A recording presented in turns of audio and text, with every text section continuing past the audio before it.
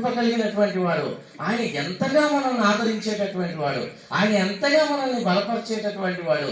నా తండ్రిగా, నా స్నేహితునిగా, లేకుంటే మ్యారిటల్ రిలేషన్షిప్లో వివాహ సంబంధంలో లాగా నాకు పెళ్లి కుమారునిగా వివాహ సంబంధంలో నాకు ఆదరణని, స్ట్రెంగ్త్ని, సపోర్ట్ని ఒక భర్తగా ఎలాగ ఇస్తాడో భార్యకి ఆ యొక్క ప్రేమని, సపోర్ట్ని, అలాంటి ఎక్స్పీరియన్స్, అలాంటి అనుభవము నేను దేవునితో నా వ్యక్తిగత సంబంధంలో అర్థం చేసుకుంటా ఉన్నాను.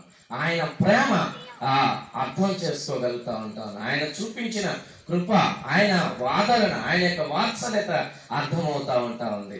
ఇవి దేవుని యొక్క న్యాచురల్ యాట్రిబ్యూట్స్ అని అంటారు అనమాట, దేవుని యొక్క సహజమైనటువంటి లక్షణాలు.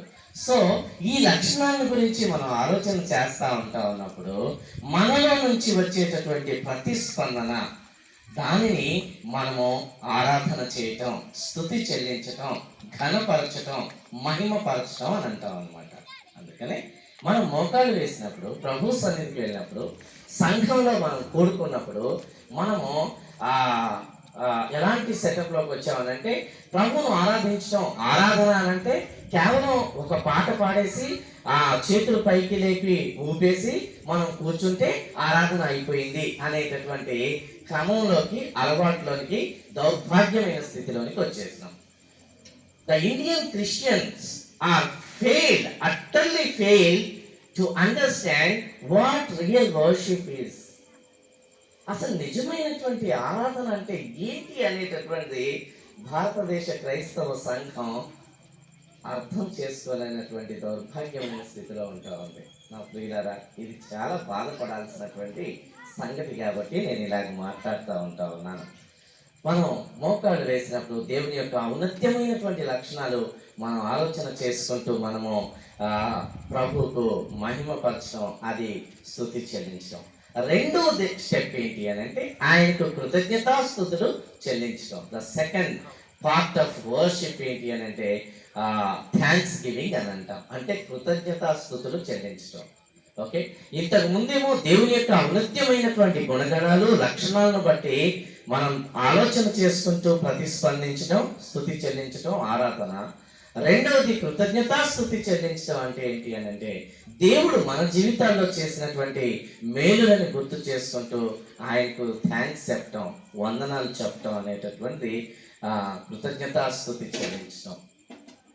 దేవుడు చేసినటువంటి మేలులు, మన జీవితాలను ఆయన బ్రతికింప చేస్తున్న రీతి, మనల్ని పోషిస్తున్న రీతి, మనల్ని కాపాడుతున్న రీతి, మనల్ని ఎంత సంరక్షిస్తున్నటువంటి రీతి, మన జీవితాలను ఆయన నడిపిస్తున్నటువంటి విధానాలు, ఇక అవి కోకొల్లలు మనము ఐడెంటిఫై, అవి మనం లిస్ట్ అవుట్ చేస్తే మనం సరిపోదంత కారణం. లాస్ట్ టైం మనం గుర్తు చేసుకున్నాం కదా, I have 10,000 reasons to thank you. Okay, నీకు వందనాలు చెప్పడానికి, నీకు కృతజ్ఞతాస్తుతులు చెల్లించడానికి నాకు 10,000 కారణాలు నా కళ్ళ ముందు కనిపిస్తూ ఉన్నాయి ప్రభువా. నువ్వు చేసినటువంటి మేలులన్నీ నేను ఎలా తలపోసుకోగలను, ఎలా నేను తలంచగలను అని చెప్పేసి ఆ భావంలో నుంచి వచ్చిందే ఆయన రాసినటువంటి, ప్రవక్త రాసినటువంటి మాటలు. ఎవరు ఆ మాటలు రాసింది? ఏడాది దూడలన, వేలాది పొట్టేళ్లన, నీకు వేలాది నదులంత విస్తారమైన తలమును నీకు, తైలమును నీకు ఇచ్చిన చాలున, నాకు నా యొక్క జ్యేష్ఠ కుమారుని నీకు అర్పించేసిన నీ మేలుకి నేను రిటర్న్ ఏమైనా ఇవ్వగలనా? ఎవరైతే రాసింది? ఏ ప్రవక్త రాసింది? మీకనా? Very good. యా, సో మీకా ప్రవక్త ఆ యొక్క కృతజ్ఞతా భావంలో నుంచి వచ్చినటువంటి ప్రతిస్పందన అదనమాట. That's the thanksgiving, way of thanksgiving. అది నిజమైనటువంటి కృతజ్ఞతాస్తుతి చెల్లించడం అనేటటువంటి మనం అర్థం చేసుకోవాలి. నేను తర్వాత మూడవ పార్ట్ని మనం చూసినప్పుడు the supplication and the prayer, ప్రార్థన మరియు విజ్ఞాపన చెల్లించడం అనేటటువంటి మనం చూస్తాం అనమాట.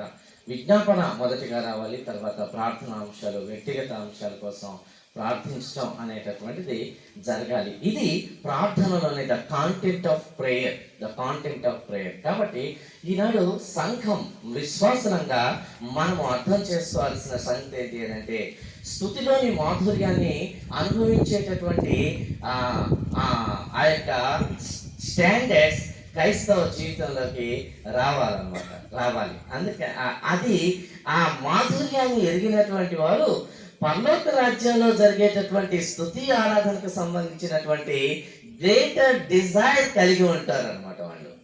పరలోక రాజ్యంలో జరుగుతున్నటువంటి నిత్యము ఆల్వేస్ నాన్ స్టాప్ గా జరుగుతున్నటువంటి ఆ ప్రైజ్ అండ్ వర్షిప్ లో మనం పార్టిసిపేట్ చేయబోతా ఉన్నాం.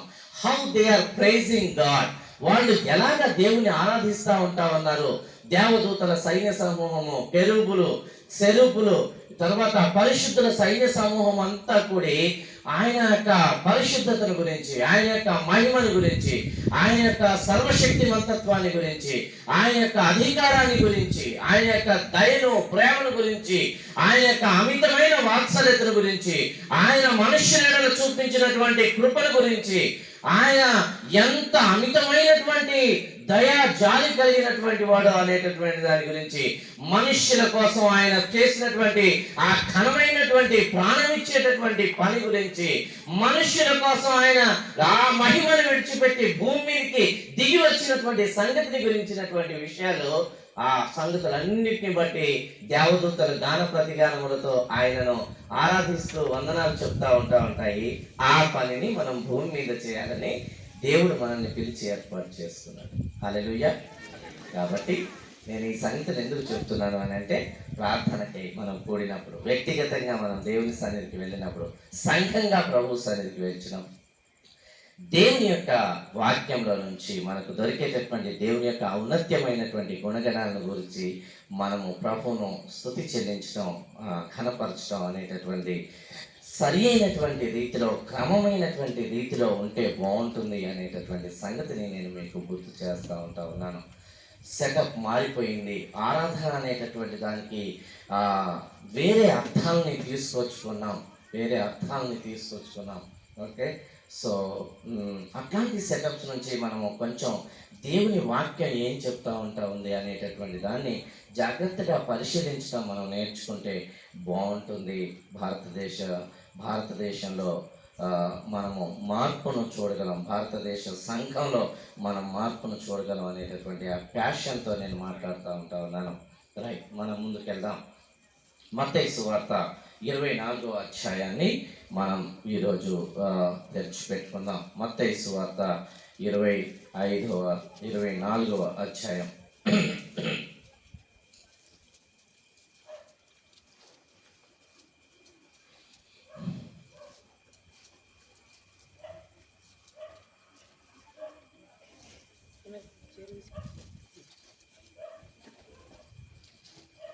రైట్, నెమ్మదిగా మనం దేవుని వాక్యాన్ని ఆశతో ధ్యానం చేయటానికి మనము ప్రయత్నం చేద్దాం.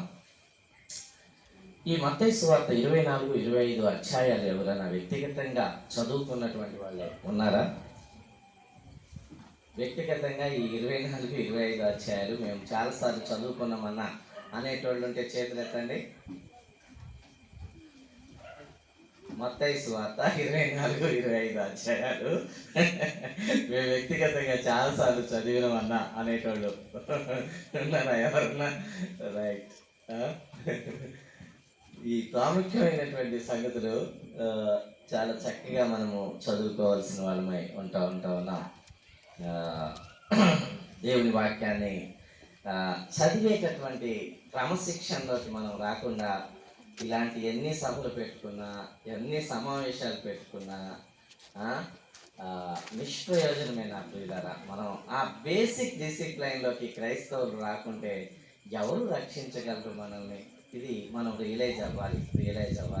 ప్రాథమికంగా మనం పశ్చాత్తాపడి ఒప్పుకోవాల్సిన సంగతి ఏంటి అని అంటే, ప్రభువా నీ వాక్యాన్ని ధ్యానించే విషయంలో నేను ఫెయిల్ అవుతున్నాను ప్రభువా, నన్ను క్షమించు ప్రభువా అని చెప్పేసి ఆ పరంపరలోనే మనం జీవిస్తున్నటువంటి ఈ తరంలో జరుగుతున్నటువంటి సంగతులు, నెరవేర్చబడబోయేటటువంటి ప్రవచనం కోసమైనటువంటి విషయాలు మనము దేవుని వాక్యాన్ని తరచి చూడటం, దేవుని వాక్యంలో నుంచి ఆకలింపు చేసుకోవటం, తద్వారా అనేకులను యేసుక్రీస్తు ప్రభు శిష్యులుగా తర్ఫీదు చేసేటటువంటి బృహత్తరమైనటువంటి పనిలోనికి రావటం అనేటటువంటి మనము నేర్చుకుంటూ ఉండవలసినటువంటి విషయమై ఉంది. రండి, మత్తయి సువార్త 24వ అధ్యాయం మత్తయి సువార్త 24వ అధ్యాయం 3వ వచనం నుంచి మనము కొన్ని విషయాలు చదవటానికి ప్రయత్నిద్దాం. గమనించండి. బైబిల్ ఉన్న వాళ్ళందరూ వాక్యాన్ని చూడండి. ఆయన ఒలీవల కొండ మీద కూర్చుని ఉన్నప్పుడు శిష్యులు ఆయన ఎదురు ఏకాంతంగా వచ్చి, ఇవి ఎప్పుడు జరుగునో, నీ రాకడకును ఈ యుగ సమాప్తికి సూచనలేమి మాతో చెప్పుమనగా, యేసు వారితో ఇట్లనెను, ఎవడునూ మిమ్మల్ని మోసపరచకుండా చూచుకోండి. అనేకులు నా పేరట వచ్చి నేనే క్రీస్తునని చెప్పి పలువురిని మోసపరచెదరు. మరియు మీరు యుద్ధములను గూర్చి యుద్ధ సమాచారమును గూర్చి వినబోదురు. మీరు కలవరపడకుండా చూచుకోండి. ఇవి జరగవలసి ఉన్నాయి కానీ అంతము వెంటనే రాదు. జనము మీదికి జనమును, రాజ్యము మీదికి రాజ్యమును లేచును. అక్కడక్కడ కరువులను, భూకంపములు కలుగును. ఇవన్నీ వేదనలకు ప్రారంభము. అప్పుడు జనులు మిమ్మల్ని శ్రమల పాలు చేసి చంపెదరు. మీరు నా నామం నిమిత్తము సకల జనముల చేత ద్వేషించబడుదురు. అనేకులు అభ్యంతరపడి ఒకరినొకడు అప్పగించి ఒకరినొకడు ద్వేషింతురు. అనేకులైన అబద్ధ ప్రవక్తలు వచ్చి పలువురిని మోసపరిచెదరు. అక్రమము విస్తరించుట చేత అనేకుల ప్రేమ చల్లారును. అంతము వరకు సహించిన వాడెవడో వాడే రక్షించబడును. మరియు ఈ రాజ్య సువార్త సకల జనులకు సాక్షార్థమై లోకమందంతటా ప్రకటింపబడును. అటు తరువాత అంతము వచ్చును. కాబట్టి ప్రవక్త అయిన దానియేలు ద్వారా చెప్పబడిన నాశనకరమైన హేయ వస్తువు పరిశుద్ధ స్థలముందు నిలుచుట మీరు చూడగానే చదువువాడు గ్రహించుగాక. యూదయలో ఉండువారు కొండలకు పారిపోవలను. మిద్దె మీద ఉండువాడు తన ఇంటిలో నుండి ఏదైనా తీసుకొని పోవటకు దిగకూడదు. పొలంలో ఉండేవాడు తన బట్టలు తీసుకొని పోవటకు ఇంటికి రాకూడదు. అయ్యో, ఆ దినములలో గర్భిణులకును పాలిచ్చు వారికి శ్రమ. అప్పుడు మహాశ్రమ కలుగును గనుక మీరు పారిపోవుట చలికాలం అందైనను విశ్రాంతి దినమందైనను సంభవింపకుండా వల్లని ప్రార్థించుడి. లోకారంభం నుంచి ఇప్పటి వరకును ఇట్టి శ్రమ కలగలేదు, ఇక ఎప్పుడునూ కలగబోదు. ఆ దినములు తక్కువ చేయబడకపోయిన ఏ శరీరియు తప్పించుకొనడు. ఏర్పరచబడిన వారి నిమిత్తము ఆ దినములు తక్కువ చేయబడును. ఆ కాలమందు ఎవడెన్నో ఇదిగో క్రీస్తు ఇక్కడ ఉన్నాడు, అక్కడ ఉన్నాడు అని చెప్పినడలా నమ్మకుడి. అబద్ధపు క్రీస్తులను, అబద్ధపు ప్రవక్తలను వచ్చి సాధ్యమైతే ఏర్పరచబడిన వారిని సహితము మోసపరచుటకై గొప్ప సూచక్రియలను, మహత్కార్యములను కనపరచెదరు. ఇదిగో ముందుగా నేను మీతో చెప్పి ఉన్నాను. కాబట్టి ఎవరైనాను ఇదిగో అరణ్యంలో ఉన్నాడని మీతో చెప్పినను వెళ్ళకుడి, ఇదిగో లోపల గదిలో ఉన్నాడని చెప్పినను నమ్మకుడి. మెరుపు తూర్పును పుట్టి పడమటి వరకు ఎలాగూ కనబడునో అలాగే మనుష్య కుమారుని రాకడియు ఉండును. పీనుకు ఎక్కడ ఉన్నదో అక్కడ గద్దలు పోవును. ఆ దినముల శ్రమ ముగిసిన వెంటనే చీకటి సూర్యుని కమ్మును, చంద్రుడు కాంతినియ్యడు, ఆకాశం నుండి నక్షత్రములు రాలును, ఆకాశమందుల శక్తులు కదిలింపబడును. అప్పుడు మనుష్య కుమారుని సూచన ఆకాశమందు కనబడును. అప్పుడు మనుష్య కుమారుడు ప్రభావంతోనూ మహామహిమతోనూ ఆకాశ మేఘారూఢుడై వచ్చుట చూచి భూమి మీదనున్న సకల గోత్రముల వారు రొమ్ము కొట్టుకొందురు. మరియు ఆయన గొప్ప బూరతో తన దూతలను పంపును. వారు ఆకాశం యొక్క ఈ చివరి నుంచి ఆ చివరి వరకు నలుదిక్కుల నుండి ఆయన ఏర్పరచుకొని వారిని పోగు చేతురు. అంజూరపు చెట్టును చూచి ఒక ఉపమానం నేర్చుకొనుడి. అంజూరపు కొమ్మ లేతదై చిగురించినప్పుడు వసంతకాలం ఇంకా సమీపంగా ఉన్నదని మీకు తెలియను. ఆ ప్రకారమే మీరు ఈ సంగతులన్నీ జరుగుట చూచినప్పుడు ఆయన సమీపంలోనే ద్వారం దగ్గరనే ఉన్నాడని తెలుసుకొనుడి. ఇవన్నీ జరుగు వరకు ఈ తరం గతింపదని నిశ్చయంగా మీతో చెప్పుచున్నాను. ఆకాశమును భూమియు గతించును గాని నా మాటలు ఏ మాత్రమును గతింపవు. అయితే ఆ దినమును గూర్చి ఆ గడియను గూర్చి తండ్రి మాత్రమే ఎరుగును గాని ఏ మనుష్యుడైనను పరలోకమందలి దూతలైనను కుమారుడైనను ఎరుగరు. నోహో దినములు ఎలాగుండెనో మనుష్య కుమారుని రాకడయు అలాగే ఉండును. జల ప్రళయమునకు ముందటి దినములలో నోహో ఓడలోనికి వెళ్ళిన దినము వరకు వారు తినుచు త్రాగుచు పెండ్లి చేసుకొంచు పెండ్లికిచ్చుచు నుండి జల ప్రళయం వచ్చి అందరినీ కొట్టుకొని పోయే వరకు ఎరుగక పోయిరి. అలాగనే మనుష్య కుమారుని రాకడ ఉండను. ఆ కాలంలో ఇద్దరు పొలంలో ఉందరు, ఒకడు తీసుకొనబడును, ఒకడు విడిచిపెట్టబడును. ఇద్దరు స్త్రీలు తేరగలి విసురుచుందరు, ఒకతే తీసుకొని పోబడును, ఒకతే విడిచిపెట్టబడును. కావున ఏ దినమున మీ ప్రభువు వచ్చునో మీకు తెలియదు కనుక మెలకుగా ఉండుడి. ఏ జామున దొంగ వచ్చునో ఇంటి యజమానునికి తెలిసి ఉండినడల అతడు మెలకువగా ఉండి తన ఇంటికి కన్నం వేయనీయడని మీరు ఎరుగుదురు. మీరు అనుకొనని గడియలో మనుష్య కుమారుడు వచ్చిన కనుకనే మీరును సిద్ధముగా ఉండుడి. యజమానుడు తన ఇంటి వారికి తగిన వేళ అన్నం పెట్టుటకు వారి పైన ఉంచిన నమ్మకమైన వాడును బుద్ధిమంతుడైన దాసుడెవడు? యజమానుడు వచ్చినప్పుడు ఏ దాసుడు ఇలాగూ చేయుచుండుట అతడు కనుగొనను, ఆ దాసుడు ధన్యుడు. అతడు తన యావదాస్తి మీద వాడిని నుంచునని మీతో నిశ్చయముగా చెప్పుచున్నాను. అయితే దుష్టుడైన ఒక దాసుడు తన యజమానుడు ఆలస్యం చేయుచున్నాడని తన మనస్సులో అనుకొని తన తోడి దాసులను కొట్ట మొదలుపెట్టి త్రాగుబోతులతో తినుచు త్రాగుచునుంటే ఆ దాసుడు కనిపెట్టని దినముల్లోనూ వాడు అనుకుని గడియలోనూ వాని యజమానుడు వచ్చి వానిని నరికించి వేషధారులతో కూడా వానికి పాలు నియమించును. అక్కడ ఏడుపును పండ్లు కొరుకుటయు ఉండును. హల్లెలూయా, హల్లెలూయా. పాత నిబంధన కాలంలో వాక్యం చెప్పే విధానం ఇది. ఓకే, ఇలా చదువుతూ ఉంటా ఉంటే గంటలు గంటలు నిలబడి వినేటటువంటి వాళ్ళు, అంతే. ఇంకా ఎక్స్ప్లెనేషన్స్ లేవు. అనాగరికులైనటువంటి జనాంగం కూడా అర్థం చేసుకునేటటువంటి వాళ్ళు. ఇప్పుడు విడమర్చి దానికి కథలు యాడ్ చేసి, స్టోరీలు యాడ్ చేసి, ఇంకా ఇల్లస్ట్రేషన్స్ యాడ్ చేసి, ఎగ్జాంపుల్స్ యాడ్ చేసి చెప్తా ఉన్నా కూడా మన బుర్రకి ఎక్కట్లేదు కొంచెం కూడా. హల్లెలూయా. మార్పు చెందాలని నేను ఈ సంగతులు చెప్తా ఉన్నాను. రైట్. యేసుక్రీస్తు ప్రభు ఆయన రాకకు సంబంధించిన నెరవేర్చబడబోయేటటువంటి ప్రవచనం కోసం ఎదురు చూస్తున్నటువంటి మనము ఎలాగ మెలకుగా ఉండి మనము ప్రభు పని కోసమై నడుము బిగించాలనేటటువంటి సంగతులను గురించి మనం ఆలోచన చేస్తూ ఉన్నాం. నేను ప్రభువు నాతో మాట్లాడిన రీతిగా సో ఎండ్ డేస్, చివరి దినాల కోసమైనటువంటి పని కోసమై, కోత పని కోసమై ప్రజలను సిద్ధపరిచేటటువంటి బృహత్తరమైనటువంటి విషయాన్ని గుర్తు చేయమనేటటువంటి సంగతిని నాకు తెలియపరచడాన్ని బట్టి ఆ సంగతులు నేను డిస్కస్ చేయడానికి ప్రయత్నం చేస్తూ ఉన్నాను. రైట్. ఆయన రానై ఉన్నాడు అనేటటువంటి సంగతి మనకు తెలుసు. సో సీక్వెన్స్ గురించినటువంటి విషయాలు నేను మాట్లాడట్లేదు, కానీ ఆయన రానై ఉన్నాడు. సంఘానికి, విశ్వాసులకి ఆయన రాకడ సమీపమై ఉంటున్నటువంటి దినాల్లో ఎలాంటి విధానంలో మనం సంసిద్ధులం అవ్వాలి అనేటటువంటి విషయాన్ని నేను మీకు గుర్తు చేయడానికి ప్రయత్నిస్తూ ఉన్నాను. మేము కంపెనీలో జాయిన్ అయిన తర్వాత మాకు ఫ్రీక్వెంట్గా ట్రైనింగ్స్ ఉంటాయి. ఆ ట్రైనింగ్స్లో మేము ఒకసారి న్యూఢిల్లీలో అందరూ retired army kernels and retired army chief ఆ స్టాఫ్ చేత ఒక 15 రోజుల ట్రైనింగ్ని మేము తీసుకోవడం జరిగిందనమాట. రైట్. అందులో అత్యంత ప్రాముఖ్యమైనటువంటి సంగతి ఏంటి అని అంటే, నేను ఆ సంగతులన్నిటినీ బైబిల్ డిసిప్లైన్ తోటి, బిబ్లికల్ డిసిప్లైన్ తోటి కంపేర్ చేసుకుంటూ ఉంటానికి దేవుడు సహాయం చేసుకుంటూ ఉన్నాడు. అందులో స్టాండర్డ్ ఆపరేటింగ్ ప్రొసీజర్ అంటే ప్రతి పని నిమిత్తమై ఒక నియమావళిని ఏర్పాటు చేసుకోవటం. డిసిప్లైన్ కి మారు పేరు అనేటటువంటిది మనం ఎవరు అని అంటే ఆర్మీని చూపిస్తాం. ఆ కాన్ఫరెన్స్ కి అటెండ్ అయిన తర్వాత నాకు అర్థమైనటువంటి సంగతి ఏంటి అని అంటే, వీళ్ళు చాలా గొప్ప సంగతులు బోధిస్తూ ఉన్నారు. అసలు క్రమశిక్షణ అంటే ఏంటో ఇంత బాగా చెప్తూ ఉన్నారు. నిజంగా ఆర్మీలో ఇలాంటి డిసిప్లైన్ లేకుంటే వాళ్ళు సైనికునిగా ఎంచబడరు, వాళ్ళు ఎలిజిబుల్ కాదు, they are unfit to be and soldier. So ఇలాంటి విషయాలు చెప్తా ఉంటే, how about the Christian discipline, క్రైస్తవ క్రమశిక్షణ యొక్క ప్రాధాన్యత, వాల్యూ ఏంటి అనేటటువంటి దాని దిశగా నేను ఆలోచన చేయటం స్టార్ట్ చేశానమాట.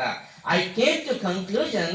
నేను కంక్లూజన్కి వచ్చినటువంటి సంగతి ఏంటి అని అంటే, ఆర్మీ డిసిప్లైన్ కి పునాది ఏంటి అని అంటే the spiritual discipline of a believer. ఒక విశ్వాసి యొక్క ఆధ్యాత్మిక క్రమశిక్షణ అనేటటువంటిది, the discipline of a believer, the discipline life of a believer, విశ్వాస యొక్క క్రమశిక్షణ జీవితం అనేటటువంటిది సైనికుని కంటే ఉన్నతమైంది, సైనికుని క్రమశిక్షణ జీవన శైలి కంటే ఉన్నతమైంది అనేటటువంటి సంగతిని నేను అర్థం చేసుకోగలిగాను. నా ప్రియ సహోదరులారా, స్టాండర్డ్ ఆపరేటింగ్ ప్రొసీజర్ అనేటటువంటిది దేవుడు ఎంత చక్కగా ఒక క్రమమైనటువంటి విధానాన్ని దేవుడు మనకు దైవ గ్రంథంలో వివరింపజేశాడు. దానికోసం మనం ప్రయాసపడాల్సినటువంటి అవసరం లేదు. చాలా చక్కటి విధానాల్లో మనం జీవించాల్సినటువంటి, నడవాల్సినటువంటి, చేయవలసినటువంటి ప్రతి పని విశదీకరించబడింది. సో నేను చెప్పొచ్చినటువంటి మాట ఏంటంటే ప్రియులారా, జాగ్రత్తగా వినండి. రాకడ కోసమై సిద్ధపడేటటువంటి క్రైస్తవుడు దేవుని వాక్యాన్ని క్రమమైనటువంటి రీతిలో చదువుతాడు. ఇది మొట్టమొదటి సిద్ధపాటు. నేను ఇప్పుడు మిమ్మల్ని బేసిక్ టీచింగ్ లోకి వెళ్ళి యేసుక్రీస్తు ప్రభు వస్తా ఉంటే నువ్వు ఎత్తబడతావా విడిచిపెట్టబడతావా అనేటటువంటి ఆల దగ్గర నుంచి నేను స్టార్ట్ చేయదలుచుకోలేదు. ఆల్రెడీ మీరు రక్షించబడి చాలా సంవత్సరాలు అయింది. యేసుక్రీస్తు ప్రభుతో మీ వ్యక్తిగత సంబంధాలు బలోపేతమైనటువంటి రీతిలో ముందుకు తీసుకెళ్తున్నానని నేను అనుకుంటా ఉన్నాను. కాబట్టి ఇప్పుడు మిమ్మల్ని కూర్చోబెట్టి నేను ఆల దగ్గర నుంచి నేను స్టార్ట్ చేయలేను.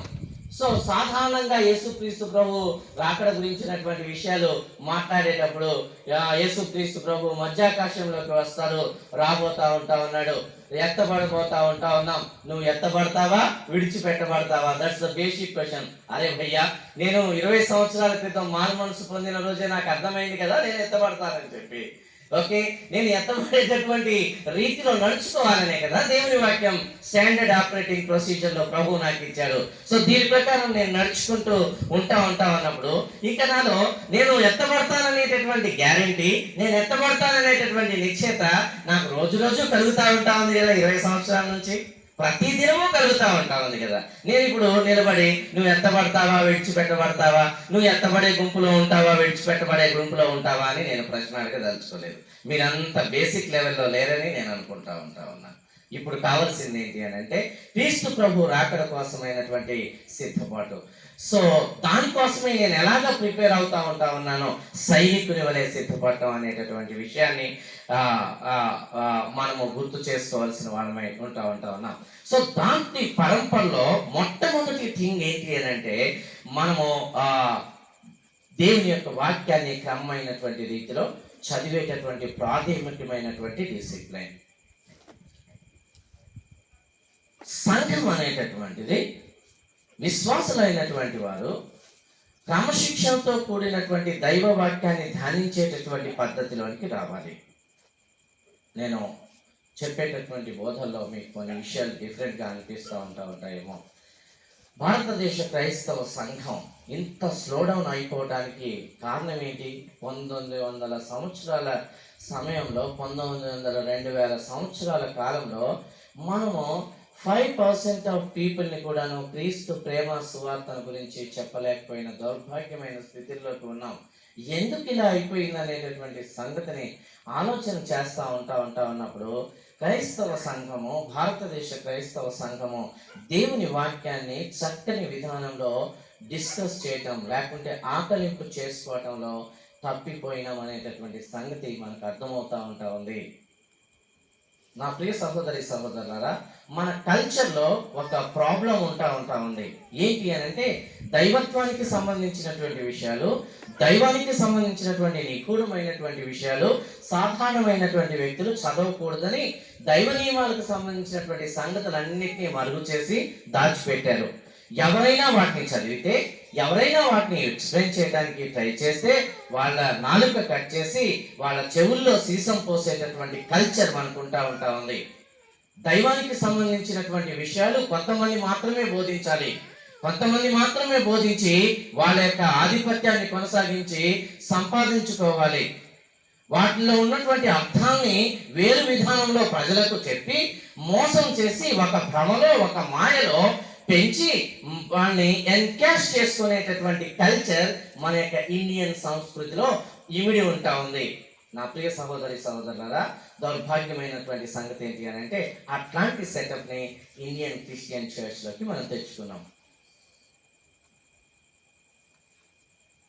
ఎట్లా మనం తయారైనామనంటే వాక్యం అయ్యగారు చెప్తారు, మనం వింటే వింటాం లేకుంటే లేదు. అరే భయ్యా, నీకు నాకు చదువునిచ్చింది మనం దేవుని వాక్యాన్ని చదవాలని, దేవుని వాక్యాన్ని నేర్చుకోవాలని. ఈ బేసిక్ థింగ్సే నేను చెప్తున్నాను. నేను మీకు గొప్ప మర్మమైనటువంటి సంగతులను నేను బోధ చేయదలుచుకోలేదు. నేను సెకండ్ కమింగ్ డాక్టరినల్ టీచింగ్ చేస్తే థియాలజీ కాలేజీలో బీటీహెచ్ ఎంటీహెచ్ ఎండి వాళ్ళకి డాక్టరినల్ థియాలజీ టీచ్ చేస్తే మీకు ఒక్క ముక్క కూడా అర్థం కాదని నాకు తెలుసు. నేను అందుకనే చాలా సాధారణమైనటువంటి భాషలో మాట్లాడడానికి ప్రయత్నిస్తూ ఉన్నాను. It's a deeper study second coming of Jesus Christ అనేటటువంటి బైబిల్లో చాలా ఉన్నతమైనటువంటి సిద్ధాంత బోధ, డాక్టరినల్ టీచింగ్ అది. సో యేసుక్రీస్తు ప్రభు గురించినటువంటి భర్త కంటే, యేసుక్రీస్తు ప్రభు యొక్క పుట్టుక కంటే, మరణం కంటే, పునరుద్ధానం కంటే ఎక్కువగా రచించబడినటువంటి ప్రవచనం ఏంటి అని అంటే the second coming of Jesus Christ. Yes, ఎక్కువగా రచించబడినటువంటి విషయం దేని గురించి అని అంటే ఎండ్ డే విషయాలు గురించి రచించబడింది. సో ఇట్స్ చాలా చాలా వ్యాస్ట్ స్టడీ, ఉన్నతమైనటువంటి చదువుకుంటా ఉంది దాని గురించినటువంటి విషయాలు. నేను ఆ స్టాండర్డ్లోకి వెళ్ళదలుచుకోలేదు, కానీ క్రీస్తు రాకడ కోసమైనటువంటి సిద్ధపాటులో మనం ప్రభువు పనిని ఎలాగ జరిగించాలనేటటువంటి విషయాన్ని నేను మీకు రిమైండ్ చేయడానికి ప్రయత్నిస్తూ ఉన్నాను. రైట్, ఆయన రాబోతా ఉన్నాడు. శబాస్, మంచిది.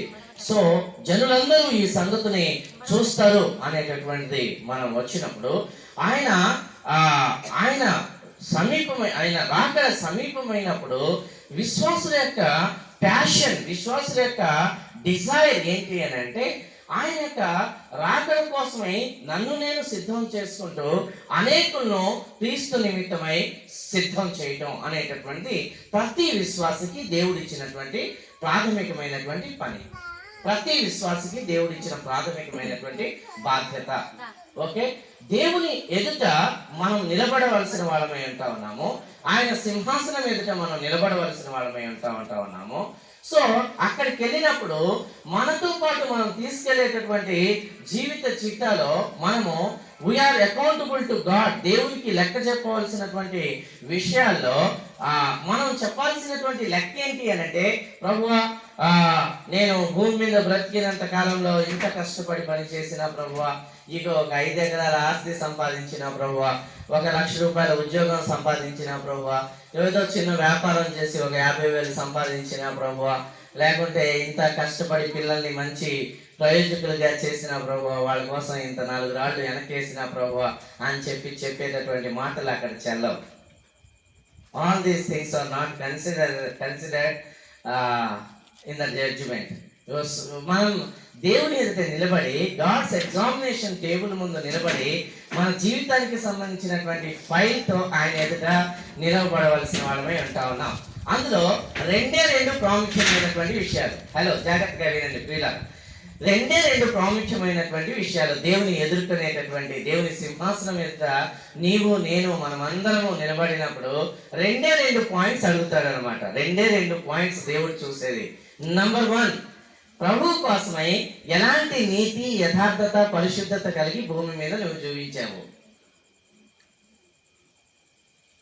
ఓకేనా?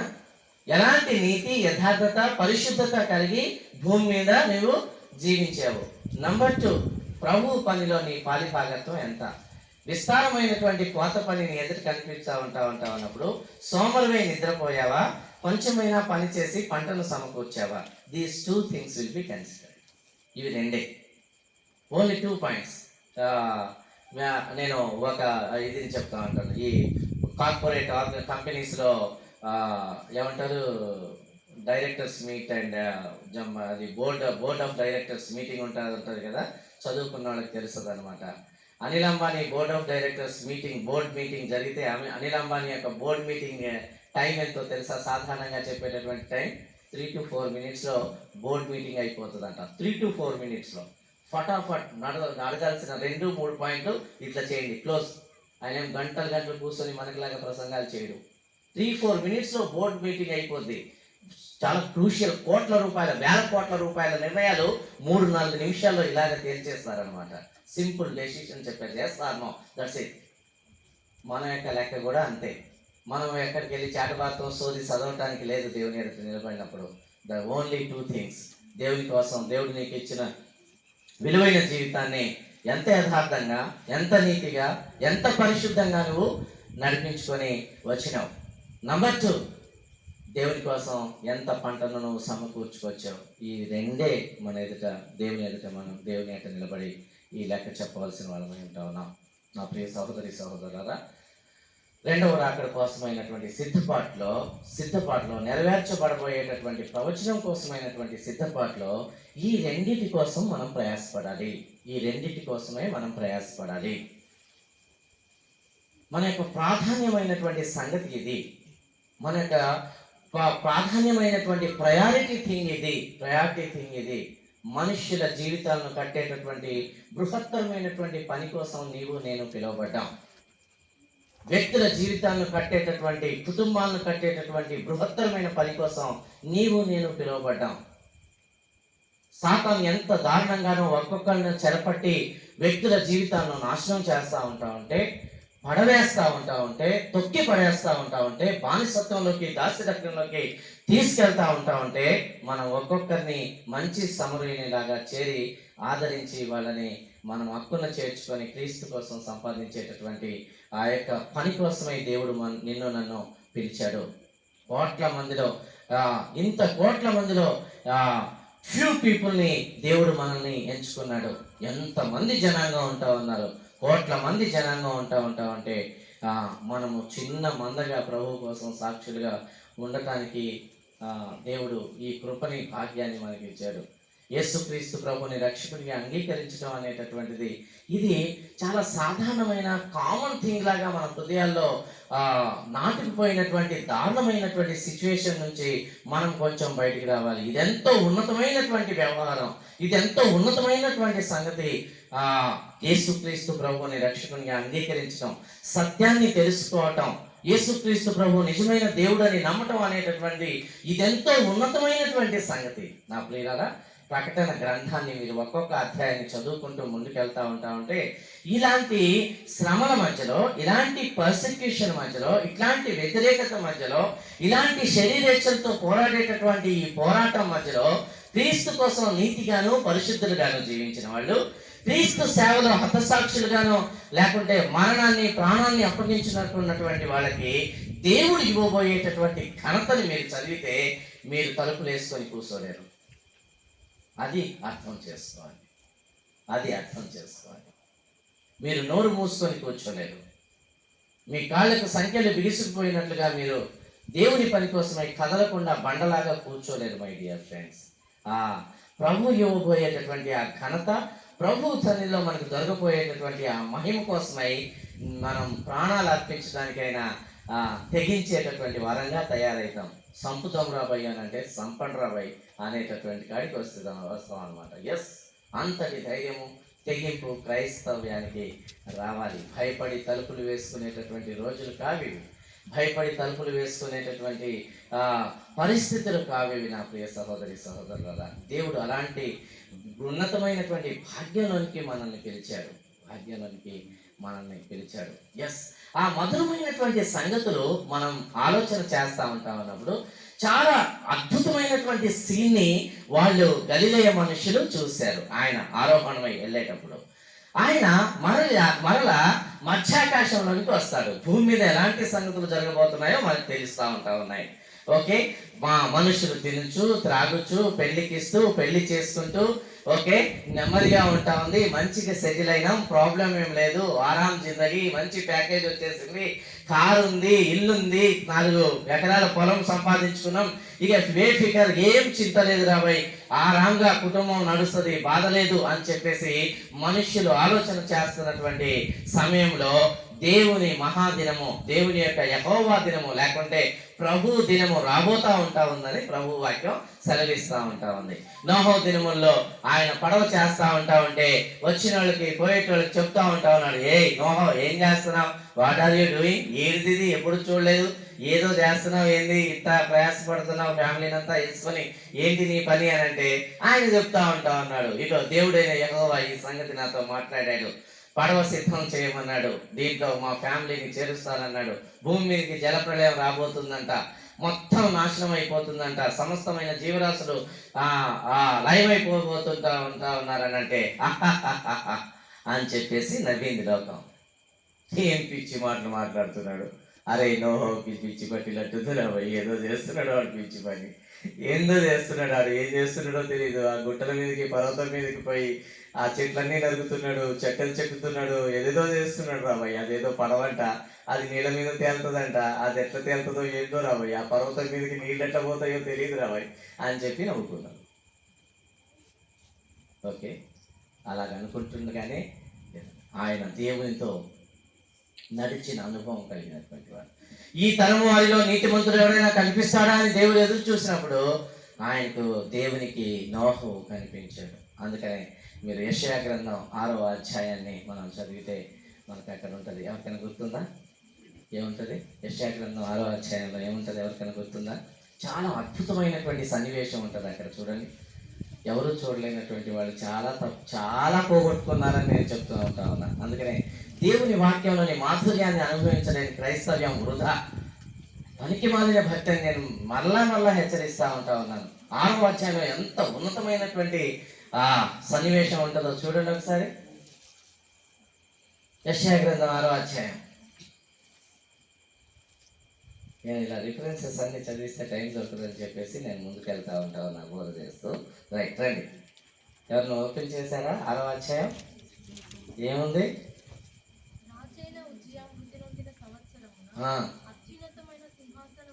అత్యున్నతమైన సింహాసనమందు ప్రభు ఆసీనుడై ఉండగా నేను చూచితిని. ఆయన చొక్కాయి అంచులు దేవాలయమును నిండుకొనెను. ఆయనకు పైగా సెరపులు నిలిచి ఉంటుంది. ఒక్కొక్కరికి 6 రెక్కలుండెను. కప్పుకొనుచు ఎస్ ఎగురుచూ ఉండెను. వారు సైన్యములకు అధిపతి యెహోవా పరిశుద్ధుడు, పరిశుద్ధుడు, పరిశుద్ధుడు, సర్వలోకము ఆయన మహిమతో నిండి ఉన్నది అని గొప్ప స్వరముతో గాన ప్రతిగానములు చేయుచుండిరి. వారి కంఠస్వరము వలన గడప గుమ్మముల పునాది కదులుచు మందిరము ధూపం చేత నిండగా నేను అయ్యో నేను అపవిత్రమైన పెదవులు గలవాడను, అపవిత్రమైన పెదవులు గల జనుల మధ్యను నివసించువాడను, నేను నశించి తిని.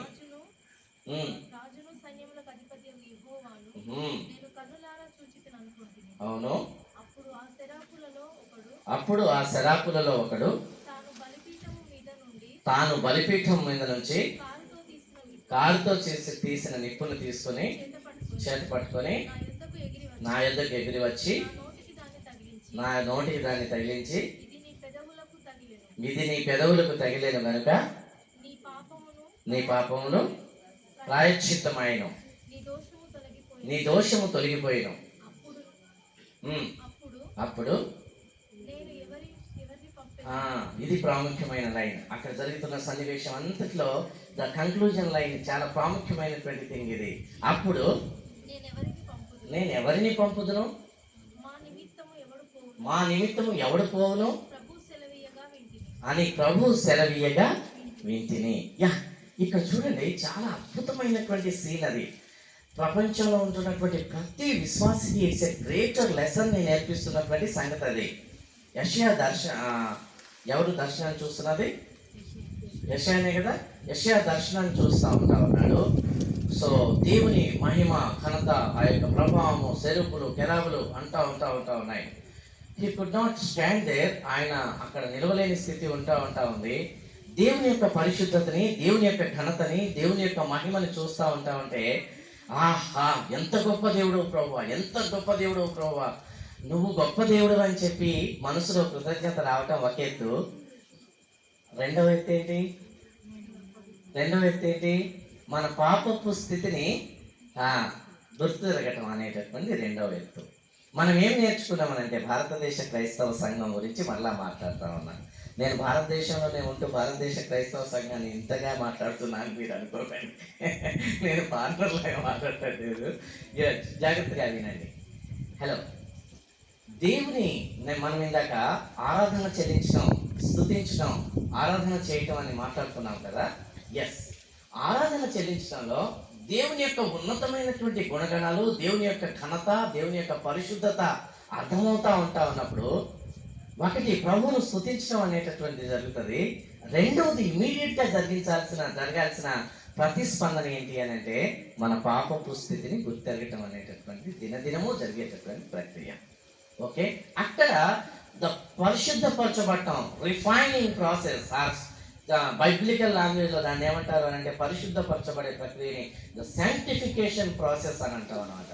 పరిశుద్ధపరచబడేటటువంటి ప్రక్రియ ఇగో అలాగా విశ్వాసి ప్రభు సన్నిధికి వెళ్తాడే వేకువని లేచి క్వైట్ టైంలో మౌన ధ్యాన సమయంలో అక్కడ జరుగుతుంది అనమాట శుద్ధి చేయబడేటటువంటి ప్రక్రియ. అక్కడ శుద్ధి చేయబడి ఒక విశ్వాసి బయటికి అడిగేస్తే పని చేసే స్థలంలో, ఆఫీస్కి వెళ్ళినప్పుడు, కాలేజ్కి వెళ్ళినప్పుడు, స్కూల్కి వెళ్ళినప్పుడు, సంఘానికి వచ్చినప్పుడు, సేవకి వెళ్ళినప్పుడు ఆ యొక్క ప్రభావాన్ని క్యారీ చేసుకొని పోతాడు. దేవుని యొక్క ప్రభావము క్యారీ చేసుకొని పోతాడు. నా ప్రియ సహోదరులారా, రైట్. యెషయా అక్కడ చూస్తూ ఉంటే నేను అపవిత్రమైన పదవులు కలిగిన వాడును, నేను అపవిత్రమైన పదవుల మధ్యను జనుల మధ్యను నివసించేవాడును, నేను నశించితిని అని చెప్పేసి ఆయన పశ్చాత్తాప పడతా ఉన్నప్పుడు ఆ సెరుపుల్లో ఒక సెరుపు ఏం చేశాడనంటే ఆ యొక్క బలిపీఠం నుంచి మండుచున్నటువంటి కార్చిచ్చును తీసుకొచ్చి తన నోటికి తగిలించి నీ పాపము ప్రాయశ్చిత్తమైంది, because you have realised that your sinful situation. నీ యొక్క పాపపు స్థితిని, నీ యొక్క దౌర్భాగ్యమైన దరిద్రపు స్థితిని అర్థం చేసుకున్నావు కాబట్టి, నీ పాపము ఒప్పుకున్నావు కాబట్టి క్షమించబడింది అని చెప్పాడు. బాగుంది. అక్కడితో ఆగిపోకుండా ఎప్పుడైతే పాప ప్రాయశ్చిత్తం జరిగిందో, దీన్ని మన భాషలో ఏమంటామనంటే రక్షణ కార్యం అని అంటాం. రక్షించబడిన తర్వాత శబాష్ ఐజయా, ఇదంతా చూసావు కదా, గ్లోరీ మస్తు ఉంది కదా, ఓకే వెళ్ళు, ఇక దేవుని కోసం నువ్వు మళ్ళీ నీ లైఫ్ని కంటిన్యూ చేయి అని చెప్పి పంపించేస్తే బాగానే ఉండేది. చర్చ్కి వెళ్ళు, ఆరాధన చేసుకో, మధ్య మధ్యలో బ్రహ్మకూటాలు జరిగితే అక్కడికి వెళ్ళు, అక్కడ ఏమైనా మనిషి ఫుడ్ పెడితే తినేసి వచ్చేసి మళ్ళీ నీ భక్తి నువ్వు పెట్టుకో, జాగ్రత్తగా నా భక్తి నేను చూసుకుంటే చాలు అనే గాడికి చూసుకో నువ్వు అని చెప్పి వెనక్కి పంపించలేదు. The God from the throne is speaking to Isaiah now. దేవుడు సింహాసనం మీద నుంచి మాట్లాడుతూ ఉన్నాడు. ఏంటి అని అంటే, ఎవరిని పంపుదును, నా నిమిత్తము ఎవడు పోవును, who will go for me? That's the question from God from the throne. సింహాసనం మీద నుంచి ప్రభు మాట్లాడుతూ ఉన్నాడు. ఇది ప్రతి విశ్వాసకి చెందినటువంటి సంగతి. ఇది ప్రతి విశ్వాసకి దేవుడు అడిగేటటువంటి ప్రశ్న. నీ రక్తం, నా రక్తంలో నీ పాపమును కడిగాను కదా, నా రక్తంలో నువ్వు కడగబడ్డావు కదా, యేసుక్రీస్తు ప్రభుని నీ సొంత రక్షకునిగా అంగీకరించావు కదా, రక్షణ నిశ్చయితలో నీకు వచ్చావు కదా, మాన్మన్స్ పొందుకున్నావు కదా, బ్యాప్టిజం తీసుకున్నావు కదా. Yes, can you go for me now? నా కోసం సాక్షిగా నువ్వు వెళ్ళటానికి లేకుంటే నిలబడటానికి వెళ్తావా? Will you stand for me now? నా కోసం నువ్వు నిలబడతావా?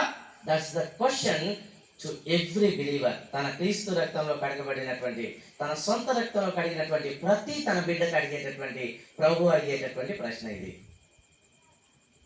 నా కోసం జీవిస్తావా? ఎవరిని పంపుదును నేను, నా నిమిత్తం ఎవడు పోవును? అక్కడ ప్లూరల్ వాళ్ళని వాడతారు, మా నిమిత్తము. ట్రినిటీ కాన్సెప్ట్ని మనం అక్కడ చూస్తాం. సో మా నిమిత్తం ఎవరు వెళ్ళను, ఎవరు పోవును అని అడుగుతూ ఉన్నాడు. My dear friends, this is the preparation for the Lord's work. దేవుని పని కోసం సిద్ధపాటు ఇది. నిలబడతావా ప్రభు కోసం? నిలబడతావా ప్రభు కోసం? ఈ కడవరి దినాల్లో శ్రమల మధ్యలో ఇంకా అసలైనటువంటి శ్రమ మనకు తెలియలేదు. నేను అదే రాత్రి నేను రిటర్న్ వెళ్తా అన్నప్పుడు ప్రభు ఈ విషయాన్ని నా మనసు, I have a dream for Indian Christian church. దేవుడు నాకు గొప్ప విషయాలు ఇచ్చేస్తా ఉన్నాడు. I have been teaching and trying to establish to see such churches. Okay, ప్రతి సంఘంలో కూడాను చక్కటి లైబ్రరీని మెయింటైన్ చేయాలి. విశ్వాసుల్ని దేవుని వాక్యంతో పాటుగా క్రైస్తవ మిషనరీల చరిత్ర, ప్రాణత్యాగం చేసిన హతసాక్షుల చరిత్ర, క్రైస్తవ సంఘ చరిత్ర, ప్రపంచ సంఘ చరిత్ర, భారతదేశ సంఘ చరిత్ర, అనేక మంది ఎలాగ ప్రభావవంతమైనటువంటి జీవితాలు గాడ్స్ పర్పసెస్ కోసం, దేవుని యొక్క పర్పసెస్ కోసం ఎలాగ జీవించారు అనాగరికులైనటువంటి మనుషులు ప్రపంచ చరిత్రలో అనేటటువంటి సంగతులు విశ్వాసులు ధ్యానించాలి. అవి పురికొల్పుతాయి విశ్వాసుల్ని. మీరు ఎంతో డబ్బులు ఖర్చు చేస్తుంటారు వేరే వేరే వాటి కోసం. కొన్ని పుస్తకాలు తీసుకొచ్చి చక్కగా లైబ్రరీలో ఉంచి వాటిని విశ్వాసులు చదివేలాగా ప్రోత్సహించి వాళ్ళకి ఇష్యూ చేసి వాళ్ళు నమ్మకంగా ఈ వారం ఆదివారం తీసుకొని వాళ్ళు వారంలో చదువుకొని మళ్ళీ నెక్స్ట్ వారంకి వచ్చినప్పుడు ఆ పుస్తకాన్ని వెనక్కి ఇచ్చేసి ఇంకొక పుస్తకం తీసుకొని వెళ్ళి ఆ వారంలో ఆ పుస్తకాన్ని చదివి ప్రార్థనాపూర్వకంగా చదువుకొని మిషనరీ బయోగ్రఫీలు చిన్న చిన్న పుస్తకాలు దొరుకుతాయి 20, 30, 40, 50 రూపాయల్లో. ఒక 100 పుస్తకాలు కొంటే దాదాపుగా 1000-2000 రూపాయలు మంచి మిషనరీ చరిత్ర పుస్తకాలు వచ్చేస్తాయి. ఒక 50-100 పుస్తకాలు వచ్చేస్తాయి. అవి మనుషుల్ని ఎంతో గొప్పగా ప్రభావితం చేస్తాయి. ఎందుకంటే వాళ్ళ జీవితాలు అంత ప్రభావవంతంగా వాళ్ళు జీవించారు కాబట్టి. ఎన్నో వేలు ఖర్చు చేస్తూ ఉన్నాం. Can anybody sponsor for that? ఎవరైనా దానికోసం సంఘంలో ఎవరు ప్రతిస్పందించలేరా? వ్యర్థమైనటువంటి వాటి కోసం ఎన్నో ఖర్చు చేస్తాం, మన కోసం ఎంతో ఖర్చు చేసుకుంటాం. అలాంటి మంచి పనుల కోసం ఎవరైనా ముందుకు వస్తే, ఇగో నా దగ్గర పుస్తకాలు ఉంటా ఉన్నాయి, మీరు తీసుకోండి, అక్క, తమ్ముడు, చెల్లి నువ్వు తీసుకో, చదువు, ఈ వారం అంతా చదువు, నెక్స్ట్ వీక్ వచ్చినప్పుడు మళ్ళీ అది ఇచ్చేసి ఇంకోటి తీసుకో, లైక్ దట్ ఎంకరేజ్ చేసేటటువంటి, ఒకరినొకరు పురికొల్పుకునేటటువంటి సహవాసం ఎస్టాబ్లిష్ అవ్వాలి. That's lacking in Indian Christian church. కలిసి దేవుని వాక్యాన్ని చదవటం, కలిసి మిషనరీ బయోగ్రఫీస్ చదవటం, కలిసి బయోడేటాలు చదవటం, అంటే హిస్టరీ బుక్స్ని చదవటం, లేకుంటే క్యారెక్టర్ స్టడీని చేయటం, బైబిల్లో నుంచి మిషనరీ బయోగ్రఫీల చరిత్రని కలిసి డిస్కస్ చేయటం సింగిల్ సిట్టింగ్లో. ఇదంతా జరుగుతూ ఉన్నప్పుడు విశ్వాసులు రాకడ కోసమైనటువంటి ప్రాపర్ సిద్ధపాట్లోకి వస్తారు. యవనస్తులకి ఇవి చాలా ఉపయోగకరంగా ఉంటాయి. My dear friends, all these things are preparation for God's kingdom. దేవుని రాజ్యం కోసమై మన యొక్క సిద్ధపాటులోని భాగాలుగా నేను మీకు గుర్తు చేస్తూ ఉన్నాను. Right, okay. నేను ఒక సంగతిని మీకు తెలియపరిచాను కదా, ఒక విశ్వాసికి ప్రతి ఒక్కరికి ఇవ్వబోయేటటువంటి ఆ యొక్క ప్రివిలేజ్ ఏదైతే ఉందో, ఎవరు నా నిమిత్తం వెళ్తారు, ఎవరు నా కోసం పనిచేయడానికి ముందుకెళ్తారు అనేటటువంటి సంగతిని రిమైండ్ చేసినటువంటి దేవుడు ఎలాంటి ఘనతను ఆయన ఇవ్వబోతున్నాడు అనేటటువంటిది మనం అర్థం చేసుకోవాలి ఇప్పుడు. ఓకే, బైబిల్ వాక్యం సెలవిస్తూ ఉంది, సువార్త ప్రకటించేటటువంటి వారి పాదాలు ఎలా ఉన్నాయి? సుందరంలో ఉన్నాయి. ఎంత సుందరంలో ఉన్నాయి? ఎంతో సుందరంలో ఉన్నాయి అని అంటుంది అనమాట. ఎంతో సుందరంలో ఉంటా ఉన్నాయి. ఆ యొక్క వర్డ్స్ని తర్వాత మీరు కట్టల గ్రంథాన్ని చదువుతూ ఉన్నప్పుడు దేవుడు ఇవ్వబోయేటటువంటి ఆ యొక్క ప్రివిలేజెస్ని మనం అర్థం చేసుకుంటూ ఉన్నప్పుడు మనము కదిలింపబడతాం. రైట్, ఇక్కడ చూడండి చాలా జాగ్రత్తగా. ఆయన శ్రమల కాలంలో లేకుంటే ఆ యొక్క ప్రకటన గ్రంథంలో మీరు చదివేటటువంటి తెగుళ్ళు, లేకుంటే ముద్రలు ఇప్పబడటం, లేకుంటే ఆ యొక్క పాత్రలు పోయబడటం, కుమ్మరింపబడటం, ఆ యొక్క సన్నివేశాలన్నిటిలో దేవుడు తన బిడ్డలకి ఇవ్వబోయేటటువంటి ప్రొటెక్షన్, దేవుడు తన బిడ్డలకు ఇవ్వబోయేటటువంటి కాపుదల ఎంతో ఉన్నతమైనదిగా ఉంటుంది. మా ప్రియ సహోదరుల, దేవుడు ఎంత ప్రయారిటీని ఇస్తాడు అని అంటే ఒక విశ్వాసికి, ఎంత ఘనతని ఇస్తాడంటే ఒక విశ్వాసికి, ఎంత రెస్పెక్ట్ని ఇస్తాడు అని అంటే తన యొక్క బిడ్డలకి తనతో పాటుగా సింహాసనం మీద కూర్చునేటటువంటి ప్రివిలేజ్ ఇవ్వటం మనలాంటి ఎర్రలకి ఎంత గ్రేట్ థింగ్ ఇది. నథింగ్. అసలు మన లెక్క, మన పత్రం చూస్తూ ఉంటే ఎంత దౌర్భాగ్యమైనటువంటి లైఫ్ మనది. అట్లాంటి వాళ్ళని దేవునితో తన సింహాసనం మీద తన పక్కన కూర్చోబెట్టుకునేటటువంటి ప్రివిలేజ్ని దేవుడు మనకి ఇవ్వటం అనేటటువంటిది మనం అర్థం చేసుకుంటూ ఉంటాం. ఒక మాట మనం చూస్తాం కదా, దేవదూతలు ఆ యొక్క మహిమను తొంగి చూచగోరుచున్నారు అనేటటువంటి విషయాన్ని మనం చూస్తాం అనమాట.